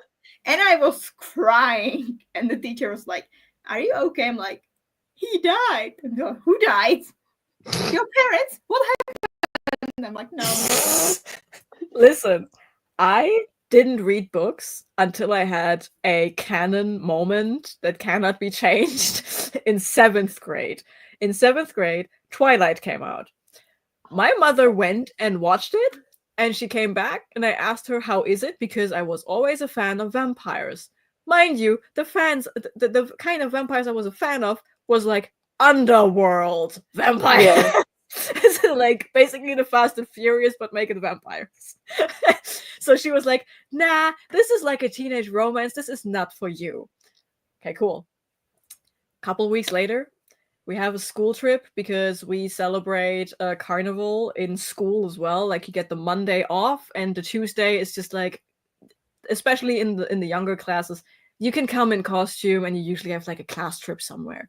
And there was a tiny independent cinema in the close by to my school, and they had like 2 rooms, and we had 2 options. We could watch Inkheart the movie, which is bullshit, or Twilight. And a Okay, friend of but me, if you separate Inkheart from the book, it is a good movie. Yeah. Plus, Brandon Fraser. listen, Paul Bettany though. Yes. Yes. So I had the choice between Inkheart the movie and the Twilight movie, right? And a friend of mine, already watched Inkheart and told me, like, because I couldn't decide. I didn't want to watch Twilight because my mother said it's shit, and I didn't know if I wanted to watch Inkheart, and a friend of mine said, Inkheart is shit, go watch Twilight. And I trusted him because we had the same taste. And when he stepped into the Twilight movie theater, I was like, yeah, might as well. Went in, my life was changed. I fell in love with the fucking Twilight movie. So much so that at one point I had 192 posters at the same time in my room of Twilight. I was obsessed. So that day, I come home and tell my mother, how could you lie to me? This is the greatest piece of cinema to have ever existed. And my mother, I was 14. Forgive me. Twilight's one of the series I want to rewrite. My mother, bless her for doing this, said, we have the book. Do you want to read it? The book is even better. So I was like, no hesitation. 14-year-old me who has never touched a book. Yes, no hesitation. A week later, I was done with the book. I need book 2. Took me 6 months to get through book 2 because book 2 is bullshit. Yes, it is. Watched it in the cinema. We had to wait until book 3 was released because back then I wasn't fluent in English, so we had to wait for the German release. We got that as a hardcover. I got that for Easter. It was the greatest shit ever because there was blood and gore in there because that's the war. So I was like, yes! Book 4. Yes! Watched that in cinema. I called every fucking plot twist because the 4th movie was split in half. I was like, they split it in that moment. My godmother was like, nah, they split it back there. I was right. I was so happy about being right. That was Twilight. As bad as Twilight is, Twilight made me read books. So as bad as Twilight is, I recognize that. But I have to give it credit because it started all of this. Yeah. I watched the Twilight movies before I read the books, and I never finished book 4. You didn't miss anything. The book was actually pretty accurately put on Except screen. maybe that vision fight sequence. Listen, I literally, like, I had like a walkway seat for movie 4. I legitimately fell out of my seat when Carlisle was decapitated. Yeah. I literally scraped my knee on the fucking cinema carpet because I was not expecting that. I was And so then it just didn't heartbroken about my happen. daddy vampire being killed. And then it didn't happen. And then I was so mad. I was so mad when that vision ended. I was so fucking mad. Like, you do this to us? You do this to us? I was so fucking mad at literally everyone who was involved in making this movie. To be fair, most of them hated me making that movie too. Yeah, but like the irrational anger at this movie I had back then. Well, when I it was wasn't a fan. irrational. It was very rational anger. Yeah, but that's when I was a fan, and now I just laugh at it. I still have 2 disc special fan editions of all the movies. I swear, I still have them. I still have them. Wait. Need to find them, but I know I have them. I don't need to find them because I know where they are. James, you okay? Yeah, no, it's fine. My nose ring got caught on some of my nose hair. My mum had all of those. Wait, it gets better because we have the whole family. Yeah, my mum had all of those. She still has them. It comes with an invitation to the wedding and postcards. Like, I was invited to the wedding, okay? Like, reading back, looking back on it, it is so painfully obvious that Stephenie Meyer's a Mormon. And you can literally... she made her vampires look exactly like Mormon angels. The thing I get hung up on is the fact that someone at some point was like, yeah, they are like marble. So in the sex scenes in the 4th movie, that shit's cold and it is literally rotting. And I'm like, that's information I didn't want to know. Like, everything about these vampires is just so wrong. It's so wrong. Also, just to show you how stupid these DVDs are, the discs align with the picture behind the disc. That is how stupid. And all of these are extended versions of the movie and a whole disc of special content. Outtakes, interviews, behind the scenes, the whole shebang. Jesus Christ. I have never read the books, but I watched the movies when I was like 18 because everyone was raving about it when I was growing up, right? And I was like, that's so fucking boring. Everyone was raving about Harry Potter, and I tried it and I was bored. So I was like, I'm not doing that. I'm not reading that. Harry Potter is objectively bad though. It's just so badly written. She used so many fucking M dashes. Yeah. You didn't miss anything by not reading the books, because I, as the super fan that I am, the certified super fan, I think the movies are better than the books. They are. By a long shot, simply because they fixed the pacing. The books have such a big pacing issue that the movies fix. Simply by just having a shorter runtime. And also the characters on the page of the books have 0 personality. Not just Bella. None of these characters has personality in the books. In the movies, they at least get facial expressions. They make Charlie a good dad. Yes. That's what I love the most. Charlie Burke is amazing. The one thing I hate though is the amount of content they cut out for Carlisle, because Carlisle in the books is so much better. Carlisle's amazing. I love Carlisle. Because we get a backstory. Also, he's only 22. Why would anyone think he's a doctor? Yeah, He looks like, 22. I mean, if you know what you're doing, you can appear much older than you are. But the thing is, Carlisle's backstory alone would have made such a great movie, because Carlisle was raised as the son of a vampire hunter, and then during his first hunt, he was caught by a vampire who thought it funny to turn him into a vampire and then leave him alone. And Carlisle killed his father. Carlisle killed his own father because of that, because he couldn't control his own hunger. And then he went to live with the Volturi because he was a vampire hunter. He started hunting vampires as a vampire, and he was so good and he was so brutal at everything. The Volturis took him in because Aura was interested in him. He was interested in the vampire who hunts vampires, and the vampire hunter who became a vampire. He thought that's so interesting. That is why Carlisle stayed with the Volturi for forever, until he met that other vegetarian family, and they taught him that you don't have to drink human blood. And that is why Carlisle wrestles so much with the fact that he technically needs to drink human blood. That is why he has this whole spiel in, I think, the second or third movie, where he's like treating Bella for an injury or something, where he's like, I'm damned either way, because that is what he thinks.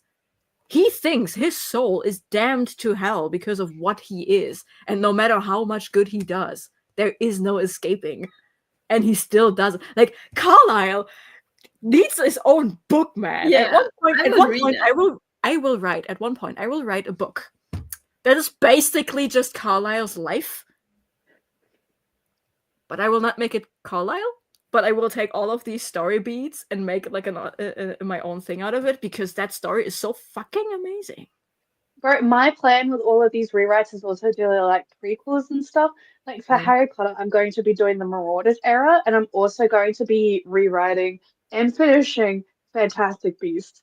Yes, please. And I'm also going to be doing a next gen with Dudley's daughter as a Muggle-born witch. I need Teddy.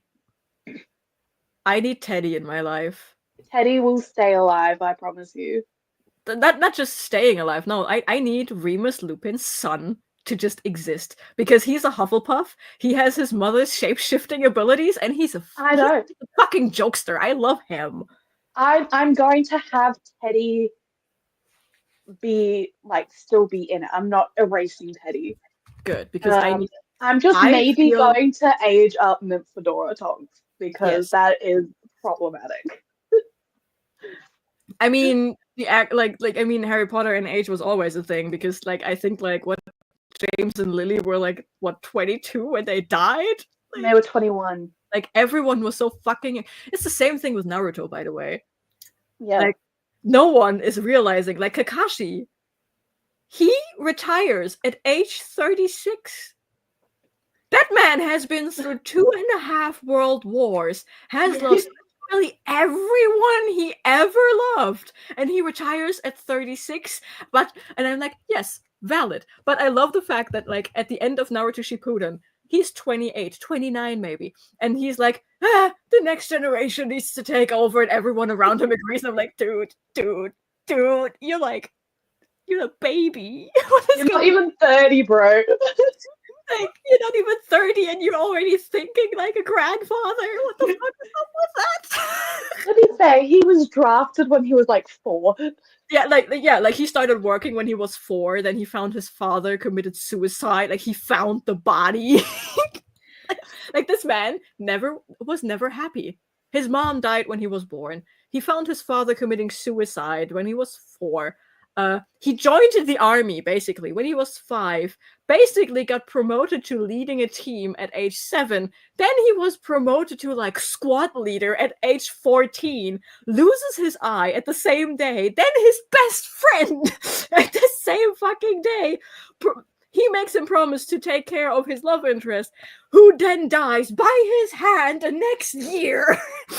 Which then his mentor thinks it's a great idea to turn him into a member of the main assassin squad to help with his trauma, where he then excels at killing people at age 16. Then his mentor is like, maybe that wasn't the best idea. Let's make you the bodyguard of my pregnant wife at age 17. Right? Then that wife dies, and the mentor dies while he was responsible for the security. So no trauma there, right? Then he is kept in the assassin squad, where he's then made to teach the next youngest assassin ever. Then he has his first gay awakening with Tenzo. And then at age 25, his grandpa mentor is like, yeah, you are a teacher now for the child of the parents you couldn't protect and of the little brother of the guy you turned into a serial killer. It's like, all good, fam. And then one of his students gets kidnapped by the bad guy, for which he blames himself as well. Then his friend Uriah dies, for which he blames himself again. Naruto has all these troubles, for which Kakashi blames himself again. Like, he literally said to Sakura, I'm going to kill Sasuke because it was my mistake that led us here. And then his best friend turns out to be not dead and causes the next world war. He's like, Yeah. because, like, literally, Obito causes the next world war because he thought Kakashi killed Rin. Yeah. Yeah. The Third World War is also Kakashi's fault. And then he has to see his best friend die again. And he has to see his students almost die again. And he loses his eye again. And then they tell him to lead a country. I, too, would retire at 36. Also, he met his mentor again. Like, Minato was in the war again. Yeah. So, like, that's like, And oh, died and again. Guy almost died. Yes. Like, And Guy almost died. Enzo also almost died. All his, like, the people he loved die, come back, die again, and when he finally allows himself to love again, Guy, Tenzo, whatnot, they also almost die. Like, this man has to feel so cursed. Like, he's like, every time I like someone, they die. He has to feel so cursed. Like, you can bet your ass that all 7 of his dogs are emotional support animals for him. Yeah. Because this man would not survive otherwise. That's why I'm such a huge fan of that one really stupid storyline in Boruto, like Naruto Next Generations, where it's just him and Guy touring all of the hot springs in the country and not giving a shit. Because he earned that. He earned that vacation with his husband. Period. I love Kakashi so much. I love him so much. So we were going to have another sprint, but we've been going for 6 hours now. Yeah. I mean, I could go for another one. I don't care. I can. I'm tired. That's a you problem. And if we don't stop it now, we're gonna have to take a day off this month. Why? Because you only have a certain amount of hours a month Oh. on the free version. So you only get 20 hours a month. See? Nice. So me not showing up one Saturday out of the month was actually planned. It's all part of the great plan. We could do it on your one. Yeah. You always could host it. You could host one of these every now and then. Could I? Yes. I mean, But I did get the description of the room down while we were talking. Oh, multitasking! Yay! Wow, I didn't. Some cool multitasking.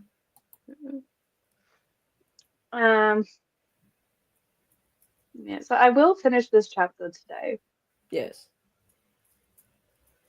at some point. Yes. I want to play Oblivion now. and watch here. That's it. No, I only have it's- like 5 episodes left. it's not StreamYard, no? It's just you wanting to play Oblivion. Be honest. I mean, we can hang and like body double in the Discord. Yeah. I would be up for that because I still want to finish the like something. Yeah. We can. I'm willing to body double in Discord. I think I don't have any more for Alive. Yeah.